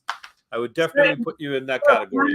Same with me. I hate Tottenham. And I've only got maybe 4 or 5 I could say Arsenal fans that I could tolerate. You know, that are bearable to me, that aren't just, you know, toxic with the, well, when do you win a trophy? And as soon as they see you, they feel the need to banter you, put you down. And hey, if that's what makes you feel better about yourself, go for it. And you've never, to this date, not once have you done that. So respect, my man. I appreciate that. Listen, and Tariq as well. Tariq, that's why I love Tariq. Moss, Bobby, none of them have done it. You know, they're really class guys.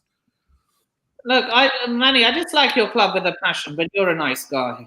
And he's a fantastic guy. Class and very well spoken too. Double bonus.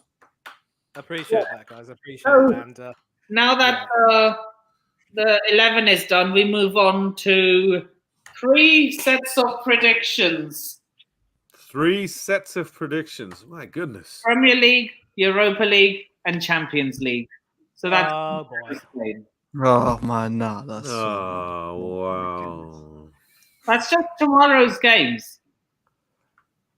That's just tomorrow. You said Europa League, what, Conference League as well? No.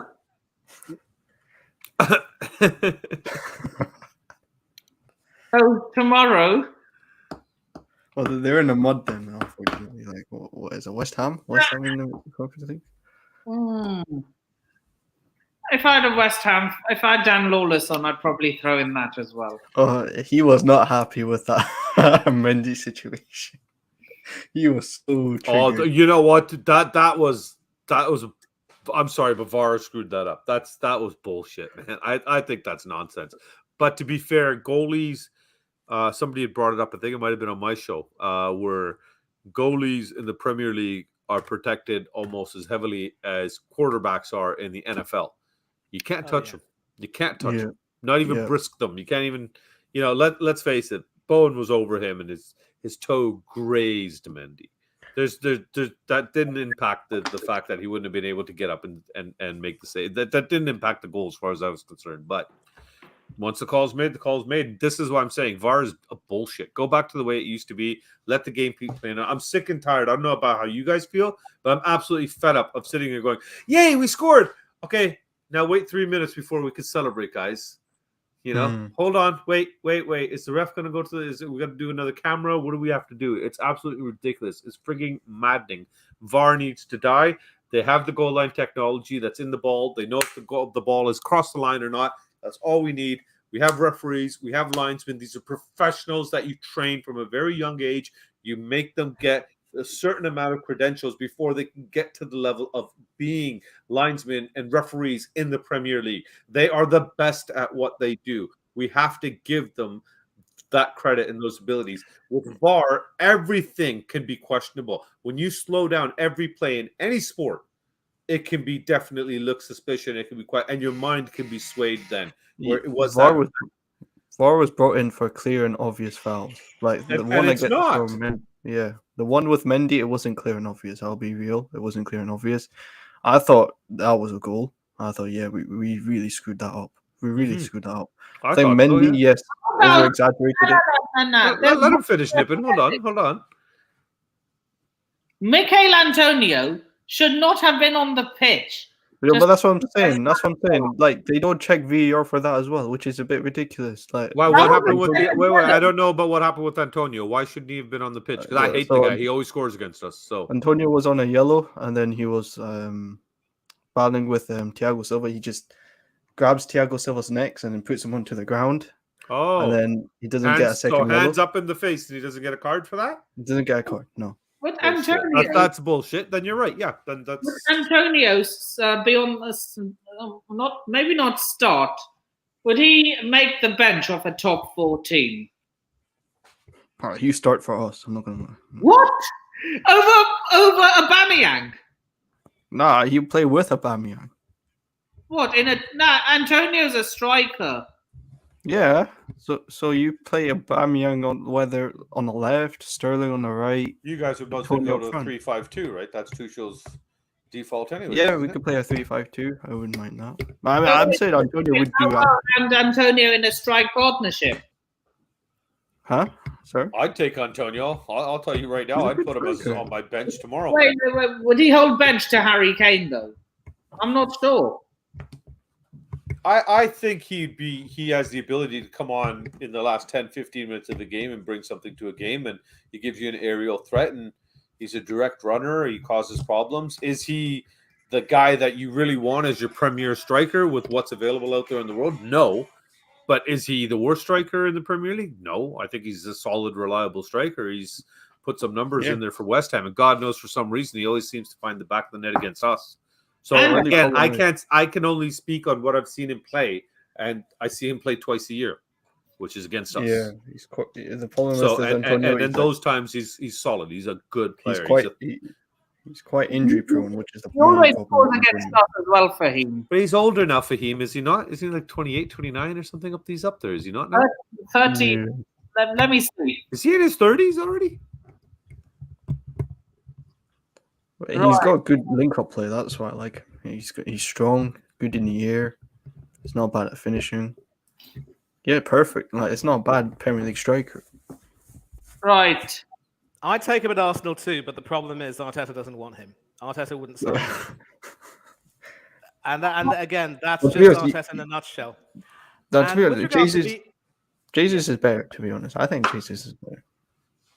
Yeah, but again, you want someone with a little bit more in terms of physicality, and I just think guys like Antonio, Ivan Toney will offer that much more. Yeah. Jesus has proven, don't get me wrong, his link-up play is amazing, but will he be counted on to muscle his way past some really big, strong defenders? And there's a decent reason why he wasn't exactly prolific for Manchester City. I also want to just shout out Mr. B for life. Thank you very much indeed for that compliment, mate. You do have a great voice. I've been going on right now saying that whenever I hear my voice on playback, I absolutely despise it. So to have people like you say that, it really means the world to me. And I'm really glad to keep coming on YouTube for this reason. And also, let me just add my voice to the VAR debate.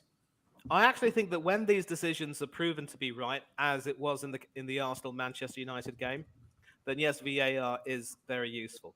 And if it means having to take the fun out of celebrating a goal, so be it. Because here's the thing: would you rather have a situation where, some fouls are ignored, or some infringements are ignored because there was no VAR, and then goals are celebrated? Would you cop that? No. At least there is a technology available to try and eliminate mistakes. Where it goes wrong is how it's applied in terms of consistency for handballs. You've got to define what is a deliberate handball, an undeliberate handball. You've got to use some judgment. And I've seen VAR being used to give some penalties, which frankly were, disgraceful. So I'm going to say VAR has to stay. And if there are any controversies, as you'd say on your side of the Atlantic, Bobby, that's all. I'm sorry, Manny. I think you and me are going to agree to disagree for the first time ever, my man. I like I said, I appreciate you, but the way VAR completely screwed the games this weekend. Newcastle was denied the winner against Palace. They're late. That was bullshit. As far as I'm concerned, with the West Ham one, that was a wrong call as well. There. And then there was one. Oh, there's the Coutinho. Thank you. Yes. How was that offside? That one was ridiculous. Blame the flag happy linesman. Don't blame VAR. Yeah, the linesman. Yeah. But I'm just saying, it's like what you said. VAR is there to correct the mistakes made by the linesmen and the officials, exactly. or pick up things that they miss. The problem with that one, the referee blew his whistle. When we're saying that this is so, VAR is supposed to be Big Brother. Here he is watching down on us all, and he's not doing his job. Then he's not getting it right. If he was getting it right, feel like somebody's watching us. dodgy. I that's why I'm just frustrated with, and I think like you said, Manny, if it was right, if the decision, if all four of us could sit here right now and say we have no debate on VAR, if there's nothing to debate on VAR, the system is working, it's accurate, That's it. There's do nothing you- to debate. Can I Done. ask one question? But when it's Do you- still do- got imperfections in it, and there's the human element making the mistakes on those decisions, if they're not going to correct that, then take it out of the goddamn game because you're slowing the game down and ruining the but game. do you- Well, That's that my- I can that's agree, my and personal feeling on those it. decisions are going to be reviewed. They will be reviewed, But and this is action on- will be taken to After the account. fact, it's too late. This is Game's only done. the Prem. This is only the Prem. In the Champions League or in Europa League, I don't even think about VAR playing a part, to be honest. I think it does a great job in the Champions League and in Europa League. And you're It's just right. the You know Premier what, League. Fahim? Very good point. And you're right. In the Premier League, it's screwed up. So why are Premier League VAR officials so shit?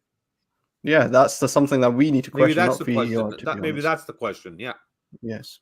VAR Fair is it's normal, it's fine, it's doing its job. I think it's just the people controlling it. The rules is just flawed.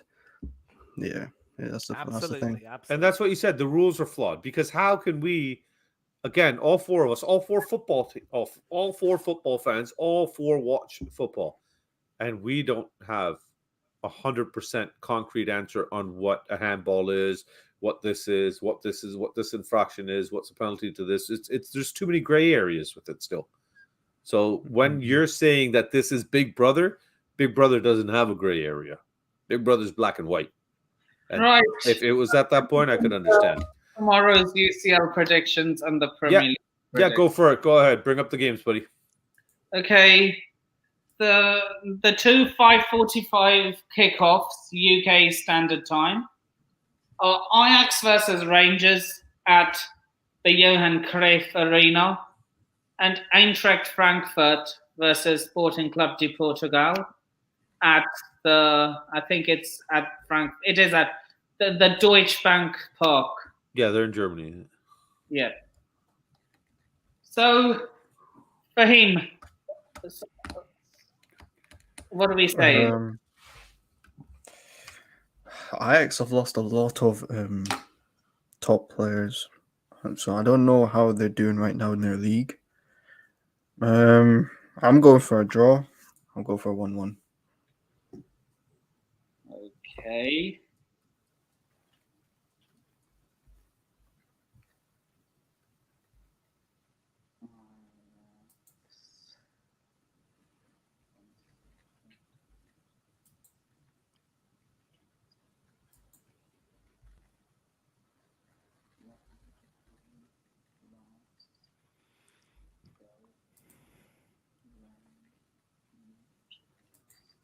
Are you noting them down, Nippon?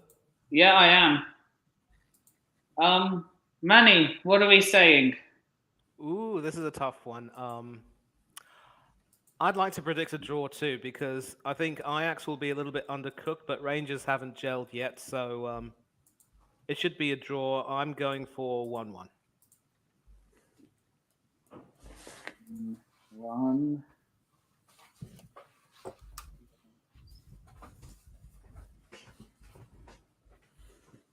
Bobby, what are we saying? Well, like Fahim already said, Ajax dropped. You know, they lost some players and stuff like that. Anthony right there, right at the end, and they lost. Who else did they sell this year for big money? Martinez as well, right? Yeah. So they lost up front. They lost at the back as well. But that being said, for some reason, I don't know what the hell's in the water in that club. Their academy is always producing something. And I don't doubt that they've got something sitting. But if they're going to let those two players go, and that's the money that they're going to use to kind of fund the club and keep the club going and everything, and I firmly believe they've got something academy product sitting in the back. Rangers, like Manny already touched on as well, haven't got going yet. So I'm going to give it to Ajax at home. I'm going to give it to them 1-0. 1-0. Actually, you know what? It's the Champions League. Teams show up. Let's go 2-1. Let's add some spice. Let the Rangers get a goal too.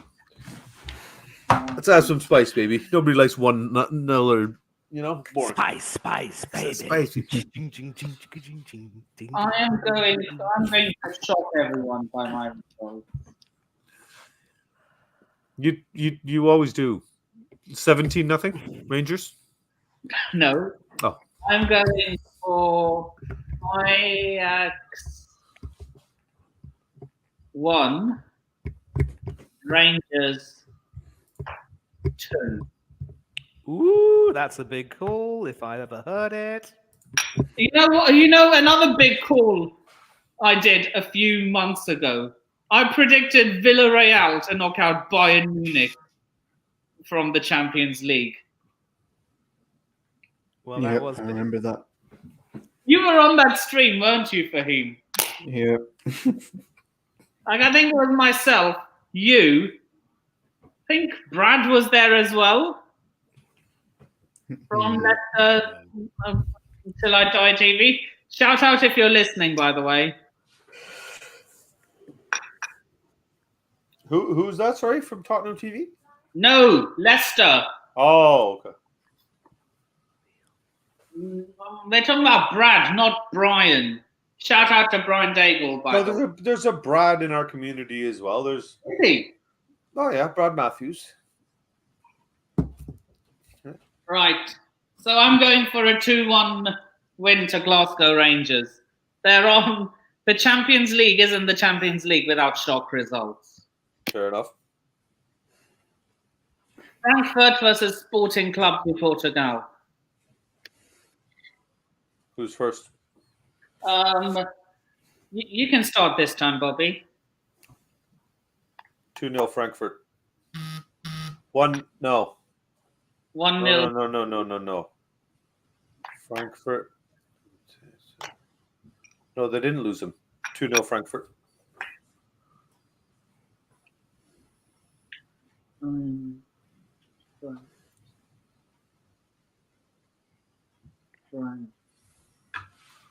What do you think think, Nippin? I have a question for all of you while we're talking about the Champions League. Who do you think will be this season's surprise package? Like it was Villarreal last season. Tottenham. I'm going to go for a bold call here. Which one? Zagreb? Marseille. You took the words out of my mouth, Nippon. I actually think Marseille could do very well, yeah. I Marseille, certainly hope not. Marseille could reach the semi-finals. However, they will still finish second in the group. I hope so. Finish first. Thanks, Nip.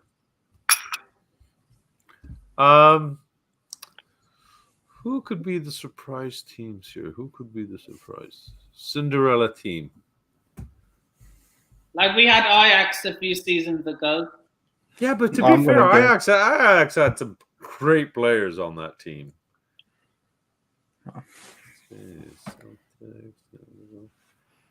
Oh, let's just go with today's shocker then.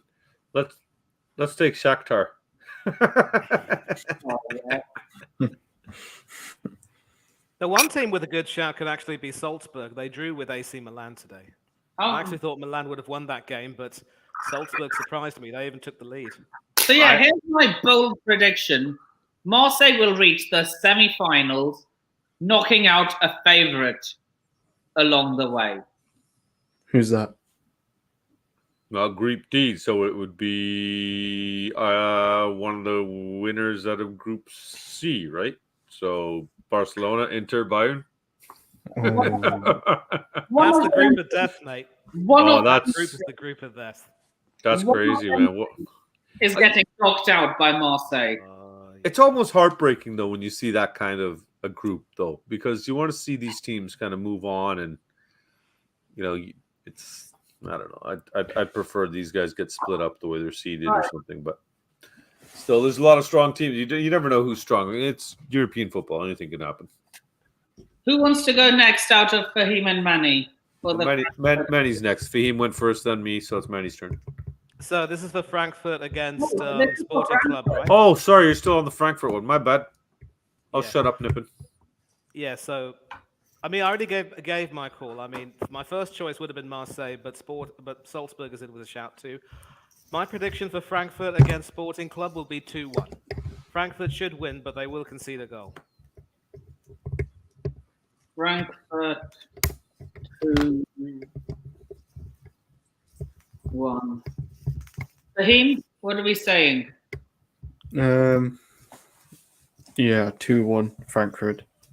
To be honest, I don't know much about them two clubs, to be honest, so I'm just guessing. I'm going for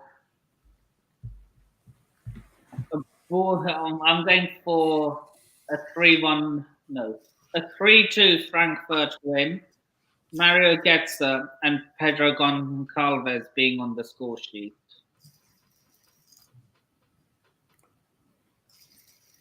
I don't know. I don't know if anyone remembers Mario Götze. Oh, I do. Wait. Oh yeah, he was fantastic. He scored the winner, didn't he, for Germany. Germany? Yeah. Wait, he's Yeah, at Frankfurt now? He is, yes. Yeah. Yeah, he's fallen downhill, buddy. He should never have gone to Bayern. I thought he went to PSV. But oh well. So He this did. must be a new transfer. He went to He Holland went for to a bit. he went to PSV. He sort of rejuvenated himself, got his mojo back. Now he's back in Germany, and it would be amazing if he could make the squad for Die Mannschaft for the World Cup. But that would be a bit of a long shot. But you never know Yeah. if he does Yeah. well. There are so many better players than him now, though, in that attacking mid role. Yeah, but I think whoever's managing that team right now, it's Flick, right? Hansi Flick. He's going to pick on form. He's not going to pick on past glories. He's not going to pick on past glories. He will pick on form. What do you mean by past glory? What, Hummels, for example? Yeah, good one for him. Yeah. Like I don't know about won't be Muller. picked- Muller could be on the ball. Yeah, you won't be picked based on your past and performances with Die Mannschaft. It's all about current form. Yeah. So if Götze gets back into shape and does really well, who knows?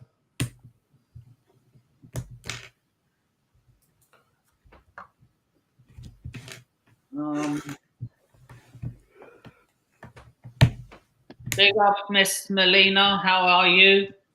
I've sent you the link if you want to join. Right. Here we go.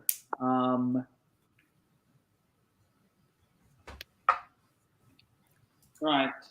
I am. Yeah, I've gone for a 3-2 Frankfurt win.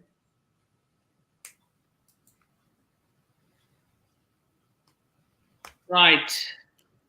Inter Milan versus Bayern Munich. Ooh. Ooh, tasty. Whoa, here we go. Here we go. Here we go. Raheem, Manny, do you want to start this one? Bayern Munich to win 2-0. Bayern Munich. I don't know. Mm. Is it at the? It's at the. Oh, I forgot the San stadium. Siro. It's San at Siro. Zero. In Inter Milan.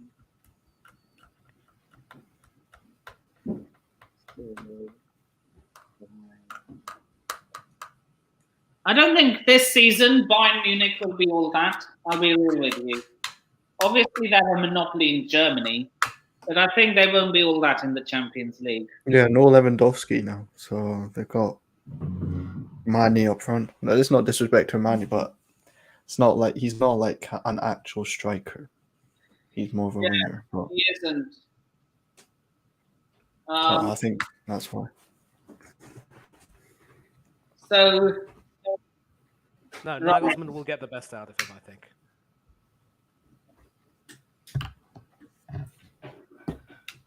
who will get the best out of who? Nagelsmann should get the best out of Mane. The Klopp did that. Well, that was the best then, but I think Nagelsmann will also be able to play to Mane's strengths. We'll see. Is he playing him on the left wing or is he playing him as a false nine? Playing out as a striker behind. Yeah, he's playing that He's a striker. I false think nine Muller thing, plays behind. I'll go next. I'm going to say Inter to win 2-1 with a familiar with a familiar face being one of the goal scorers. By familiar face, do you mean former Bayern player? I think Fahim knows exactly who I'm talking about. I don't. Oh no, he's injured. He's injured. He can't play. Is he? Is Kardashian injured? Yeah, he's injured. He's injured. Yeah. Damn. What's Yeah, with the the bear Kardashian striker nickname? on. Edin Dzeko play the bear Yeah, striker. Edin Dzeko. So I'm going to say 2-1 into Milan. Into Dzeko. I think Bayern will score first. With so 2-1 into Milan. A come from behind victory. With Dzeko, Martinez, and Goretzka to be the goal scorers. You are going all out, aren't you, Mr. Shoma? Yeah. Fahim, what are we saying?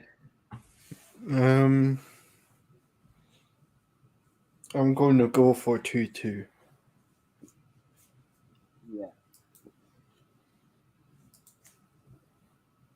I think it'll be a tight game, but Inter are what, a defensive team? Very. I think Bayern Munich are I don't think Bayern Munich are all that this season. So in the league, they got like 17 goals in the first 3 games or something, don't they? Is it something ridiculous? But it's the Bundesliga. Yeah, they've been popping them in, bro. It's nuts. The league, like Celtic have bought the dominance in Scotland.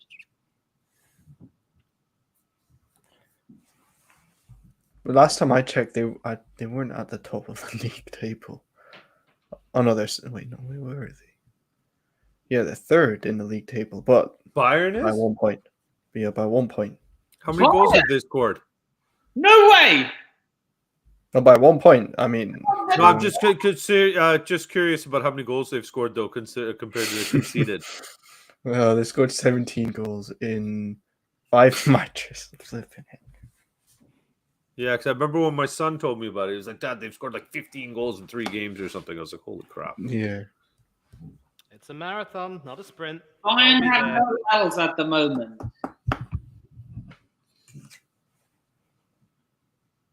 Right. So, what are we saying about Bayern? Inter Milan versus Bayern München. I gave my prediction 2-0 Bayern. Oh, I meant Bobby. My I'm bad. I don't think Bayern's going to have the luck that they've had against Inter that they've had in the Bundesliga. I honestly think Inter's going to shut them down. I can see a cagey tight game, and that group knows that they've got to do everything they can to not give up. You got to win at home and try to get a point on the road, right? So I don't think Inter's going to give up. Let them get anything in their house. I think it's a really scrappy, cagey game, and I can see Inter scraping to a 1. I honestly believe it's going to be a 0-0 draw. It's going to be one of those kind of sit back, Inter, counter-attack kind of thing. Hopefully try to bang the ball up to Martinez and let him go for his magical runs. But I'll, if anything, I see it being 0-0, but I'll give it to Inter for 1-0. Oh, you're going So- for a 1-0. So Bobby, it's fair to say that if they're going to sit around the house, they're going to really sit around the house. Literally. They look like I think I had to do that. I honestly, I don't. I think they know what they're coming up against, and you guys are saying Lukaku's out for sure. You're losing firepower, so what do? You play to the strengths of your team, and their back line is a brick friggin' wall. So, you got Dumfries, Skriniar, Bastoni there. That's good luck at Milan Derby, they conceded 3 goals against AC Milan. Sorry? Against AC Milan, they conceded 3 goals. They lost 3-2. Derby. Yeah, but Bastoni didn't play either. Out the window. Bastoni's Bastoni- back now, though, right? He was out, wasn't he? I thought he played. Wait, I thought there was something about Bastoni being out, and he was just coming back for this game now. no, he played, but he played for 63 minutes. Okay, so he's just coming back into full fitness or whatever. Then that's what it was. That'll be interesting to see what happens. I'm sticking with my. I'm gonna stick it. I'm gonna go 1-0 though. Still, I think it's gonna be tight. Where was that? Where did they play the derby? Obviously Milan, but We play in the same stadium. They share a stadium. Oh, they share a stadium there? I didn't know they shared a Same way stadium. Roma. Same way Jesus. Roma and Lazio also share a stadium. That's how little I know about Syria. There you go. Well, I mean, Italy's a small country with regards to landmass, so it's not really much of a surprise now, is it? They're a Yeah, bigger. but I'm surprised they haven't given him the boot.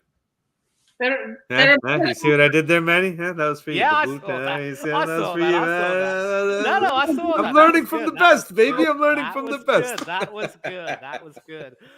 Although I Italy heard are a that. bigger country than the British Isles, though. A little bit smaller than Canada. A little bit, more like a lot smaller. The second largest landmass, the first nation of hockey, the best part of North America. Who are you trying to kid? Oh, well, you said it all, Manny. Why am I going to brag then, right? Your name is Bobby and you are Canadian. Now, where's your can of Molson? Oh, I don't do Molson, actually. I don't like beer. I have my maple cider. Don't get me wrong. I like my maple syrup, no. but I like my cider. He's That is Canadian, I'm a but cider guy, yeah. when it comes to football, make it make sense. Yeah, but listen, my brother-in-law doesn't do beer either. He likes a good cider too, so I will recommend that maple cider to him. That should be a good shout. There is maple cider here, actually, but it's way too freaking sweet. I wasn't Way trying too to sweet. make fun of you, Bobby. What's that, buddy? I said you're Canadian, but you support England when it comes to football. Listen. I'm going to squash this shit on this stream once and for all right now. Clip it, send it to everybody you frigging know. Yes, born in Leicester, raised in Canada, of Indian descent. So, being an Indian, obviously, naturally, I have to know how to take advantage of my surroundings and all opportunities afforded to me. That is a cultural thing. If I don't do that, my grandfather will resurrect his own ass just to come beat me once and then die and go back. So, that being said, does Canada or India have a chance of winning the World Cup of football? But neither do we. Nippon, please humor me. Just answer the question for this. Just give me 90 seconds here, buddy. Does Canada have an opportunity to win the World Cup? Will they most likely win the World Cup of cricket or the World Cup of football? No, but they can win the World Cup of hockey.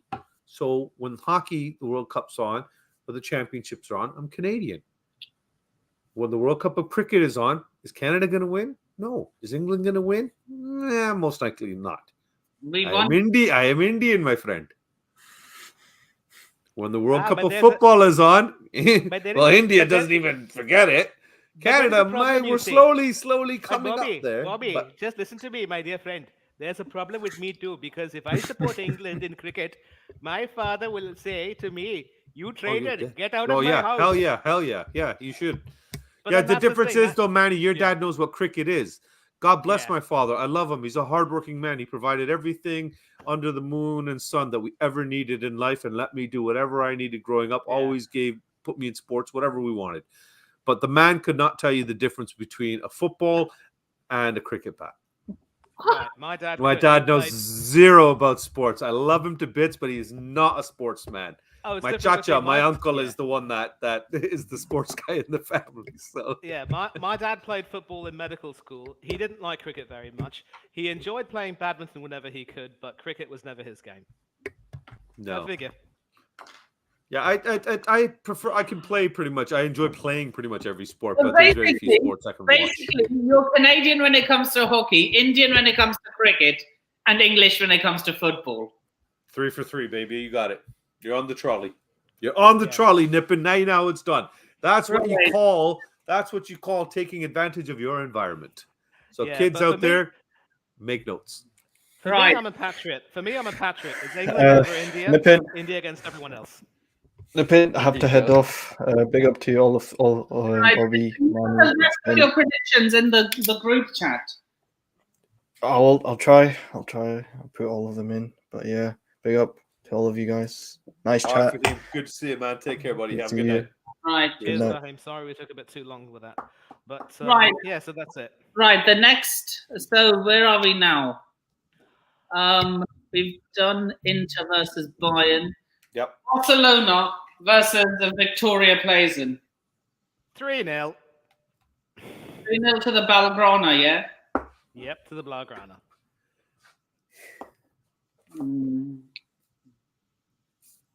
I was in the Czech Republic a few weeks ago, and we had Plazen beer.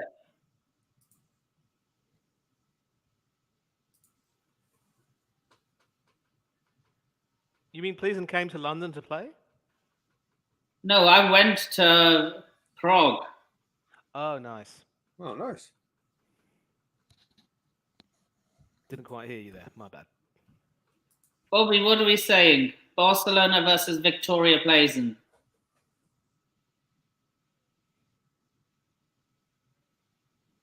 Mm. 5-0. Woohoo! I think that they have stacked that frigging team so solid. And if you are in that group of death, you got to know that this is the one team all three of them are going to definitely beat. So this is the one you've got to, this is the dying dog on the side of the road that you got to finish off kind of thing. And I think this is where they know it's going to come down to goal differential and stuff too. You got to score as many goals as you can against this team, because this is the only team that's going to concede them openly to any of these other three. And I think Barcelona's got the firepower, so I can see them giving them a proper walloping, man. A sheriff team from North Macedonia, whatever. But look what they did when they rocked up at the new camp. That was before they added all this firepower, man. Sorry. They got some serious. Rafinha, Lewandowski, Conde in the back. De Jong is still there. I don't know why. But who else did they add? Didn't they add? The list just is insane. It's a super team. Right. I'm curious to see what the hell they added now. Like how many freaking amazing players they added there. I swear they tried to take so financially stretched too. Yeah, what a joke. I swear they tried to take Harry Kane off you guys as well. Yep. Right. I am going to go. I'm not going to go for an upset. Let's have it right. I'm going for an absolute battering here. I'm going Barca 7, Plazen 1. You think they'll score? Yep. Yep. Rafinha, Conde, Lewandowski, Frank Kessie, Christensen. Oh my God. Marcus Alonso, Bellerin. Holy all this in one window? Christensen, he's let's not speak about him. He's shit. Jesus. That's insane, man. You sound like one of those jilted ex-lovers, Nipper. But look, he didn't do much for us, though. Let's be real. He was shielded by Thiago Silva and Antonio Rudiger. That's what he was. They have better defenders in their team. Even PK, before he cheated on Shakira, he's a better defender than Christensen. Let's have it right. Yeah. But he's getting up there, right? Christensen's still in his 20s, and PK's getting to the mid to late 30s, is he not? Look at Thiago Silva. He's older than both of them, and he's still putting it. He's still playing his. Yeah, some of those South Americans, though, man, they got something in their blood that lets them tick on a little bit longer. Yeah, Marcelo's gone to Olympiacos now. He'll be kicking it in the Europa League. I swear he went to Leicester City. I thought he went to Leicester. Nah, I think that fell through. I could have swore they announced him. Well, I thought so too, but apparently history dictated otherwise. Okay. Right. Napoli versus Liverpool. Ooh. Who wants to go first? Manny does. You have to put me on the spot there, don't you? Ooh, this What were is- my options? The guy that asked me who wants to go first. Actually, yeah, I could. Never mind, Manny. Forget that. You do, Nippin. You want to go first. Fine, I'll go first then. See, I'm- Manny, I threw you under the bus and then I pulled you back before it came and ran you over. All right. Well, thank you very much indeed. Very kind of you. Right, I found. Right. Yeah. Where's the game, Nippin? The game is at the Diego Maradona Stadium. Okay, so it's in Italy.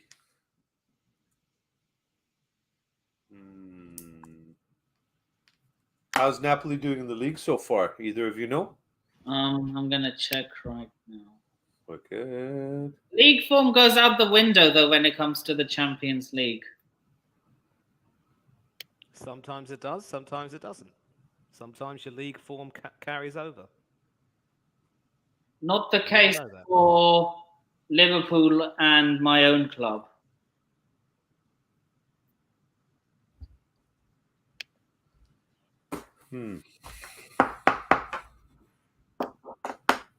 I don't know. I just think there's something disjointed. They're unbeaten Serie A and they're second. Ooh, They're second and interesting. unbeaten. I'll take your offer then, Nip, and I'll go first. I'm gonna go 1-0 with Napoli.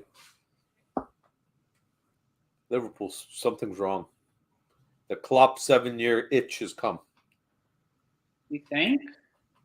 Well, you saw that thing that I sent, right, in the group, the 7 years at Dortmund, 7 years at Liverpool. What else has a 7-year shelf life? Inhalers. So, just saying, there could be a tie. Who knows?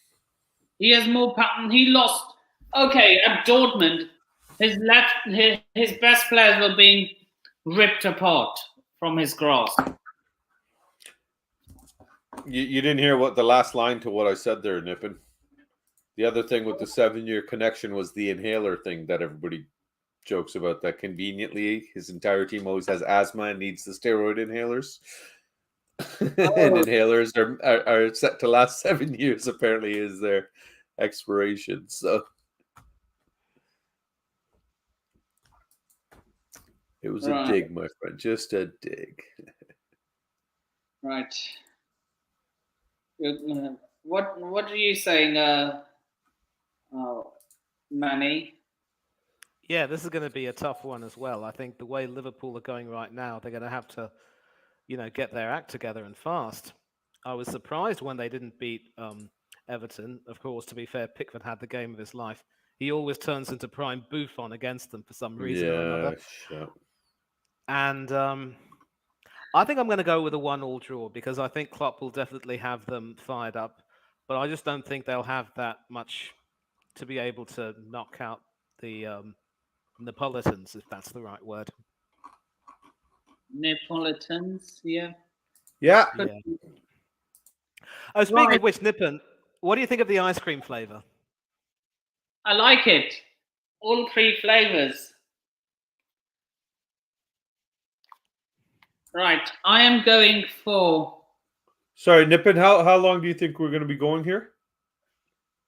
We have the Premier League predictions after that, and then close.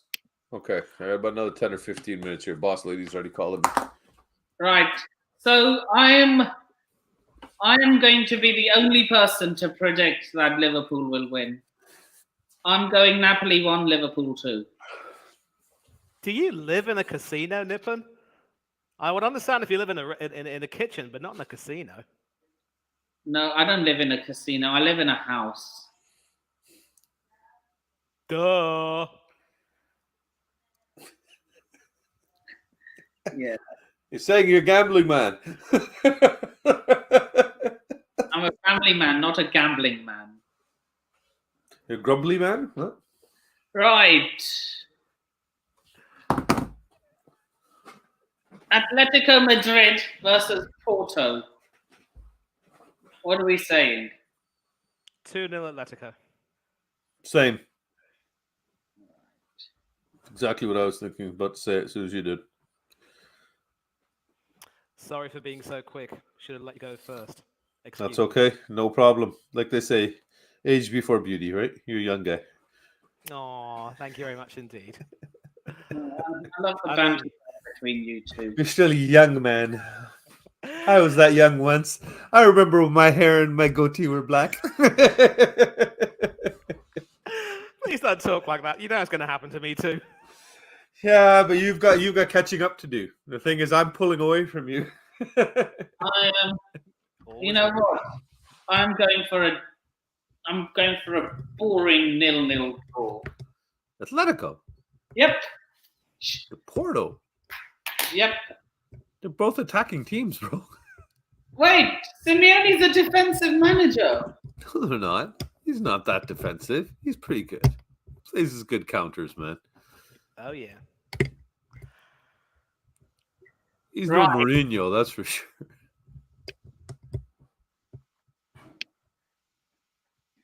You're a darn tootin' he's no Mourinho. Right. So the next game, Bobby, this is your department. Okay, Tottenham versus Marseille. 12-0. What? No. Come on, be serious. This is going to be a lot tougher than a lot of people are thinking. Our form has been absolutely shit, but we've got results. I'm thinking based on that alone, we're still grinding out results, even though we're not lighting it up. But our last game was a lot better, and I think we took a major step in the right direction. I'm going to go 2-0 to the Spurs. Actually, I'll give Marseille a goal. They are not a pushover. 2-1. Mm. Oh, I forgot Sonny needs to score, though, to rediscover his form, and Richie's been on fire. 3-1 to Tottenham. Oh, God. Hello, Uncle. Oh. Oh, we might as well say hi. Hello. Hello. Sassy Uncle. Hello, How are Uncle. you? Hello, Mr. Sharma. How are you? Very well, very well. Nice to see you, sir. Come on down. Come say hi. Namaste, Uncle. How are you? Very well. How are you? How is it going? Very good, thank you. No complaints We're at good, all on thank you, this sir. end. Hope you're well. That's good. That's good. So how long is it going to be, Nipun? That's what I was asking you. Well, we're going to be we're just finishing off the We're chat. going to finish up soon because my wife is calling, his dad is calling, and Manny's the only one that's living in peace right now. So Okay. we're going to have to go soon. It's at 5 o'clock in the morning, so that's 7:30, so we have to leave home at 5. Right. Whoa, there you go. Let's You quick. picked a bad day to do this, Nippon. Seriously. Yeah, You terrible should just- day. Bye, Mr. Sharma. You know what the work schedule of a chef is like. Come on, man. Chetti Karfe, pick up the pace, man. Let's go. Let's go. Take care. Nippon, sorry, quickly before we do. Yeah, here I am telling you to hurry up, and I'm going to put the brakes on. Where is the restaurant? It's near Wembley Stadium. Perfect. At the See you hotel. in January. Right. I'm coming for a meal with my kids, okay? Are you coming in your private jet? Are you? We're coming in January for the NLD. I told you that. Nice. Yeah, it's little K Christian's birthday on the 15th of Jan. The 14th is the NLD. I've never been to Tottenham. My kids have never seen a game. I'm 30 years a fan, and this was an opportunity. And What a I'm game to taking go it. to. What a game to go to. Yeah, that's what are the chances of my older one's 16 now. He's got 2 more years and he's off to university. And that's it. That life starts then. Job, that's it. That's the takeoff. So this is a window of opportunity for us. And like I said to my wife, one of the chances that a derby is going to happen on one of their birthdays again.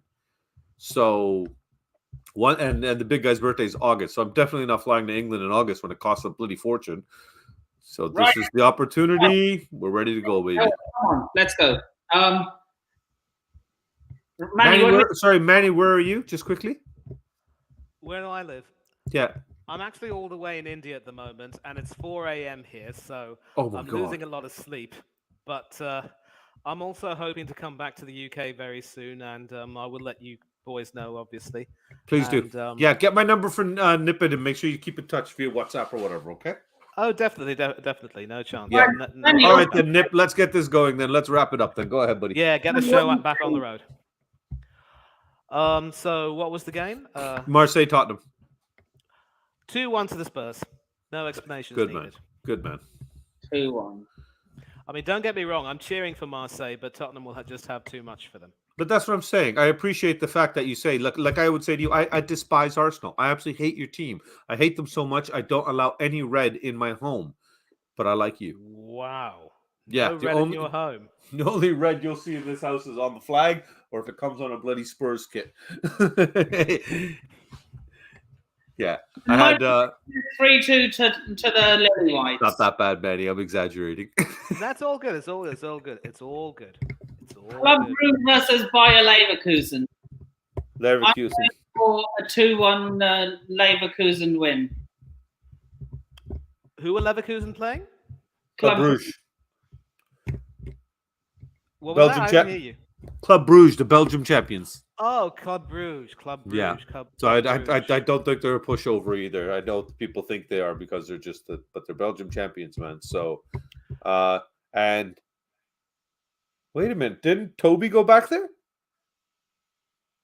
Toby? Didn't Toby Alan, where Alderweireld go? Yeah. Wonder if Toby went back there. Shit. I'm gonna go with that one. Man, I'm gonna put it on the premise that I think Toby is there, so I'm gonna 1-0 Bruges, 2-1 Leverkusen. which is probably more realistic. Right. I've already. I've gone 3-2. I've gone 2-1 Leverkusen. Same as me. Right. Cool. Oh no, he's gone to Royal Antwerp, his home. He's gone home. That's where he came. That's where he was born. Nice. Right. Good for him. Right.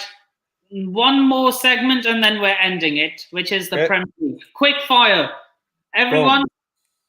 Huh? Go ahead. Fire. Fulham versus Chelsea. What are we saying? At Craven Cottage, 1-1. 2-1 Chelsea. 2-1. My fingers aren't that fast, so I'm just going to go as fast. You're worse Yeah. than me. Okay, go quick fire. Okay, hold on. Okay, guys, we gotta go fast. Wait, I want to ask a question that's completely irrelevant. I am going for I'm going for a 2-2 draw. Big call, that. Very big call. Well, looking at our form, that's what I'm going off form right now. I'm going for a 2-2 draw. Mitrovic to score a brace for the Cottages. Havertz and Alba to score for the Blues. Right. A South Coast derby. Bournemouth versus Brighton and Hove Albion. Oh, easy. 3-0 Brighton and Hove Albion.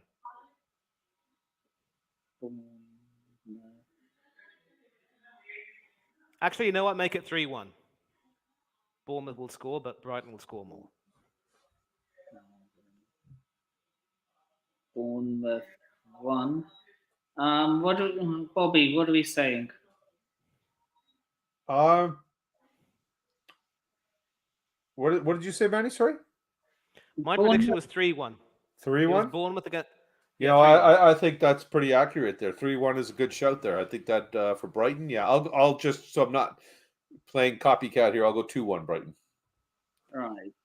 But I think Manny's right. I think that's a good scoreline for that one. Since I'm not going to copy either of you, I'm going with a win, but I'm going 3-2 to the Seagulls. They haven't More goals conceded for many Bournemouth. this year, man.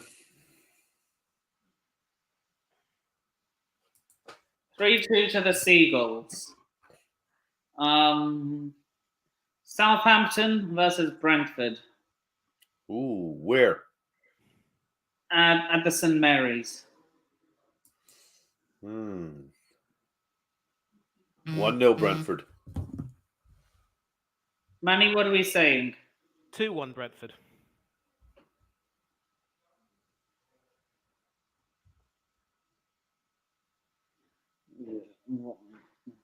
Okay. Brentford.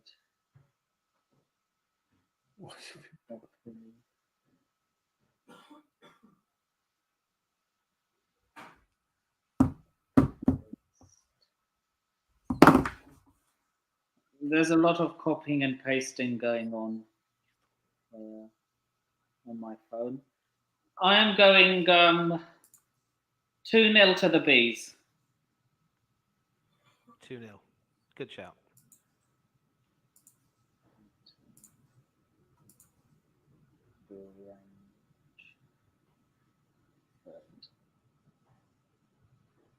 Better hurry up, Nippon. Dad's coming back. Let's get this done. Come on. He's coming. He's coming. He's coming, Nippon. He's coming. Yeah, like football's coming. It's coming home. He's coming home. He's coming. Yeah. Shit Right. that is coming home. Right. Liverpool versus Wolves. Where? Anfield. Wolves are coming on, aren't they? And they're not. They're not.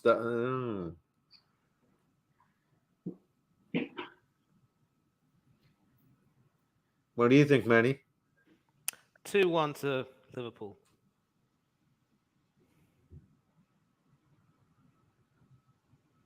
I don't know. I think they've just been, and they're playing midweek. I'm gonna go 2-2 on that one. 2 all. I'm going for a boring. I'm going for a Desmond as well. Why not? 2 all. Leicester City versus Aston Villa, a Midlands derby. Oh God, 0-0. Put me to sleep now. Get me a book. 2-1 Aston Villa. This will be the game that ends Rodgers' time. Rodgers. No, please, Manny. I hope you're wrong. Please, Wait, Leicester, if you're listening, keep him employed for 1 more month. Are Leicester your second team? No, we play them in a few weeks. And I want Brendan Rodgers in charge. Ah! You were born in Leicester, weren't you, Bobby? I was, but I was 4 months old when I came here, so my loyalties are as thick as a thread of hair. Very true, very true, very true, very true. But to be fair, my first ever football match that I ever watched in England was Leicester against Millwall. Right. Very old school. Yeah. Very old. Bobby, what are we saying? Leicester versus Villa. I said 0-0 draw. Put me to sleep. Get me a pillow. In fact, you know what? Never mind. Okay, I'm ready for the game. Go ahead.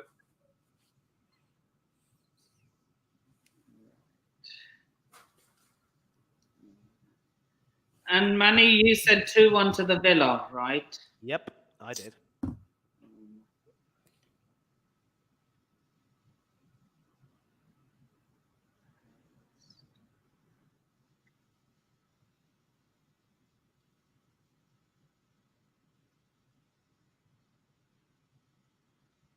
Sorry.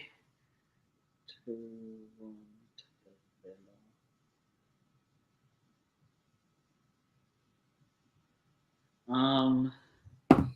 I'm going for a 1-1 draw.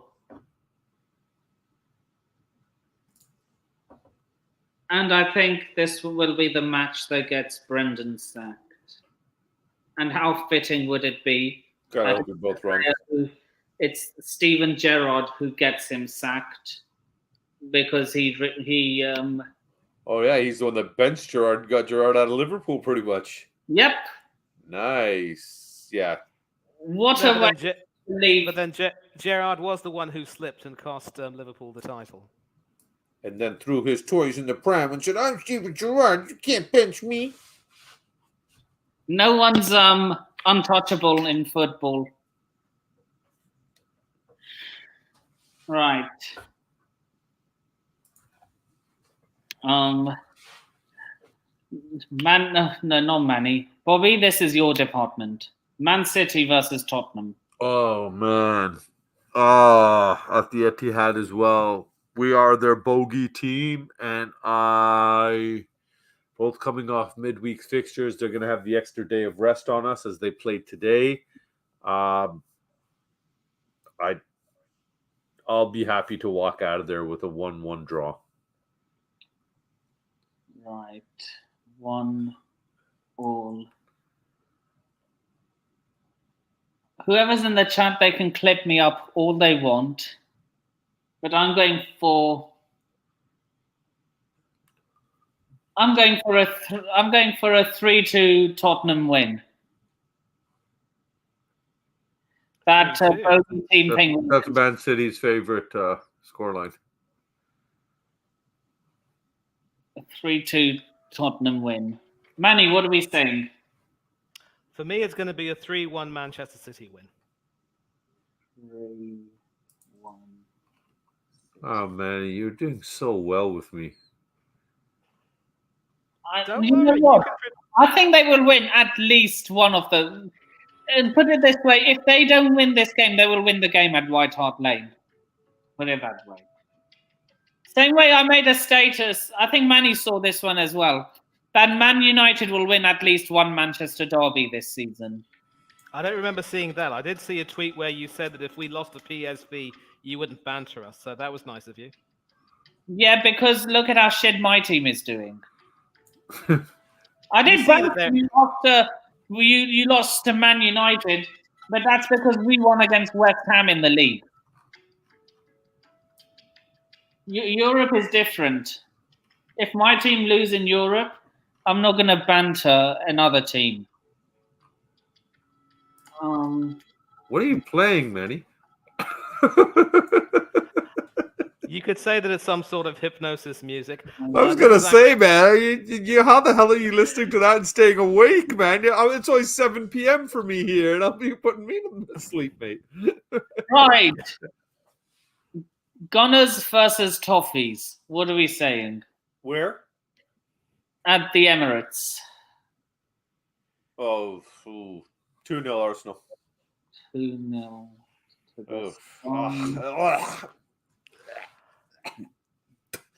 For me, 2-1. Sorry, just saying stuff like that. Look, you can always say Woolwich. You can always say Woolwich. Yeah, Manny's here, so I won't over-exaggerate my hatred here. No, it's okay. Do whatever you want.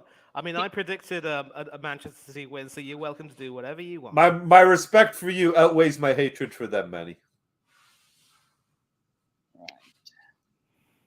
Everton. Look, yeah, I can. Yeah. Arsenal 2, Everton 1. Big up, Richard. Just as we were about to wrap Hey, up. Rich. Good to see you, buddy. Hope you're well. Manny, what are we saying?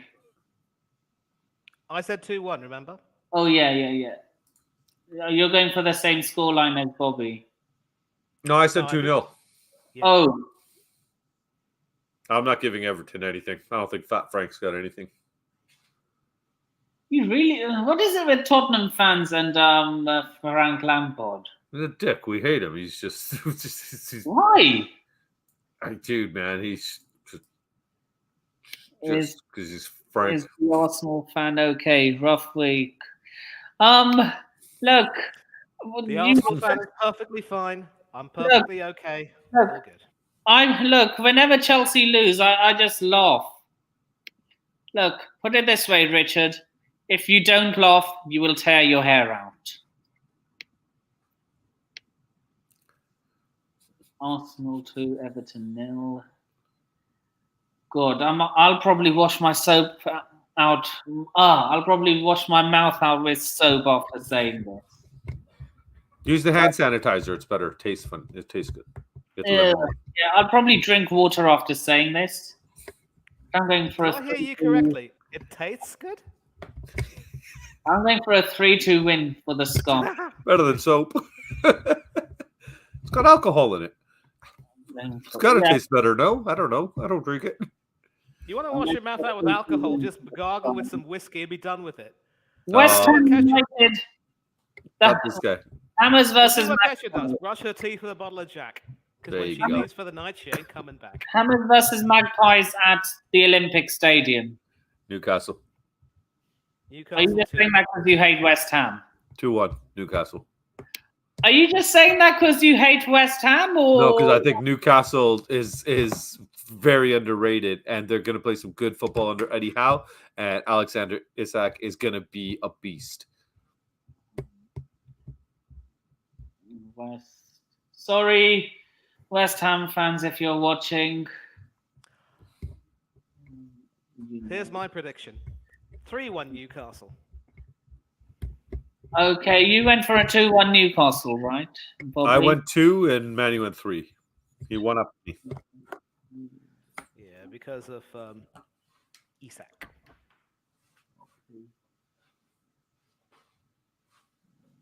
Well, in that case, I say 4-1. I am going for. I'm not gonna go. I am going for a 4-2 Newcastle win.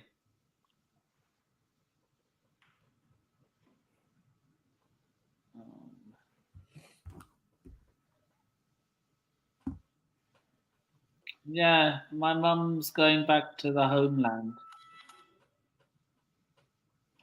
Justification?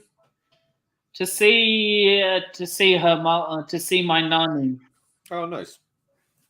She's I think she's 92 years old. Oh, God bless her. Amazing. Wow.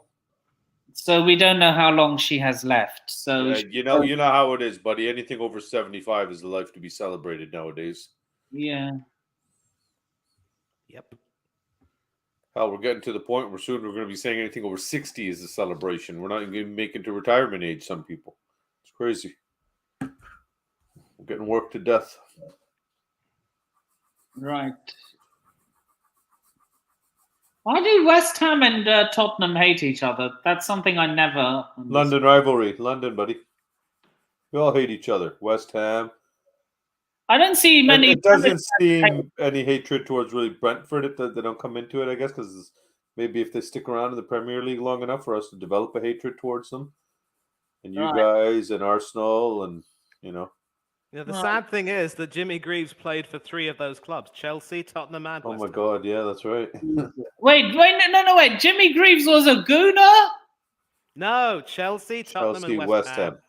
Oh, I was like Chelsea, Tottenham. No, Arsenal's the one team we never went to, thank God. If that was, oh my God, if that was, that would literally make him the most hated footballer in London if he had done that. Nope, that honor goes to William Gallas. I thought it was Adebayor. Oh, no, what- Gallas paid for all 3. Yeah, didn't he? Yep. Yes, wait, I swear. No, wait, Adebayor never played for Chelsea. No. Yeah, legend for celebrating like that, though. You Yeah, run to the halfway. No, I'm not going to man. begrudge him that. He was hounded out unfairly, abused by the fans. He deserved to do that. do you think? Will you abuse Aubameyang if he did that? Nope, because it's the same story. Arteta hounded him out, basically said that he was a so-called disruptive influence. His tactics were what got Aubameyang really angry. So if Aubameyang were to score and celebrate, I wouldn't begrudge him one bit. If it were Ashley Cole, different story. You know, you just see it happening, don't you, Manny? That he scores the winner at the Emirates and he just back somersaults in front of Mikel Arteta. I don't predict that will happen. I think he's got a little bit too much class for that, but I wouldn't be surprised if it happened. I wouldn't begrudge him if it happened. Look, anyway, let's just get the show back on the road. Yeah, I got the wife's losing her mind out here, buddy. Yeah, come on. We Let's have get 2 it. more games left. Don't worry. Palace versus United. What are we saying? Where? Selhurst. Manny? 2-1 Manchester United. 2-1 to the Red Devils. Bobby? 3-2 United. I'm going for. I'm No, going. no, wait. Sorry. Are United playing Thursday? Yeah, they made Europa, didn't they? Yeah, they did. 2-2. Right. 2. I'm going for. I'm going for a lot of goals. I'm going Palace 3. Man United 5. Wow. You want a shootout. Nice. And Leeds versus Nottingham Forest. Oh.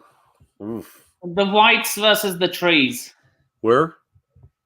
Ellen Road. 2-2. 1-1. Sorry, 1-1. 2-1 Leeds. Mm.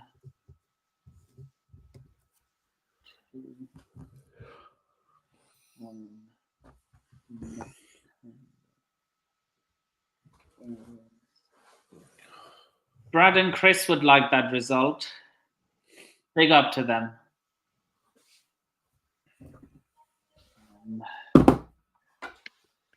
Yeah.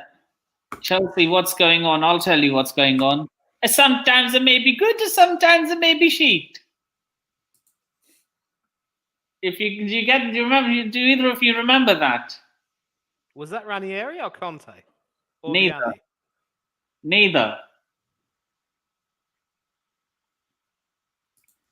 So Manny's gone for Leeds to win. Bobby's gone for a 2-2 draw. Yeah. No, I went 1-1, didn't I? Oh, you went.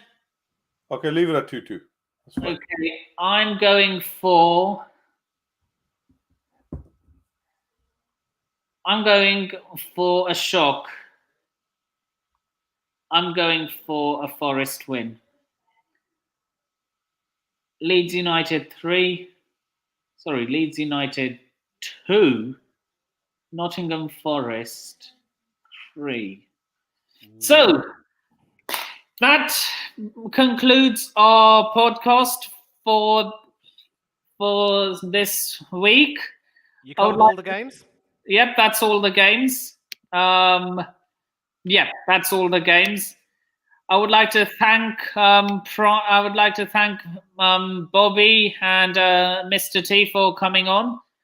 Also, shout outs to Fahim, Prime, and Arrest Talks Football for jumping on as well. And this has been episode 5, season 2 of the Football for Thought podcast. And I shall see you all in the next video. Peace. And I shall see you in the next video. Laters.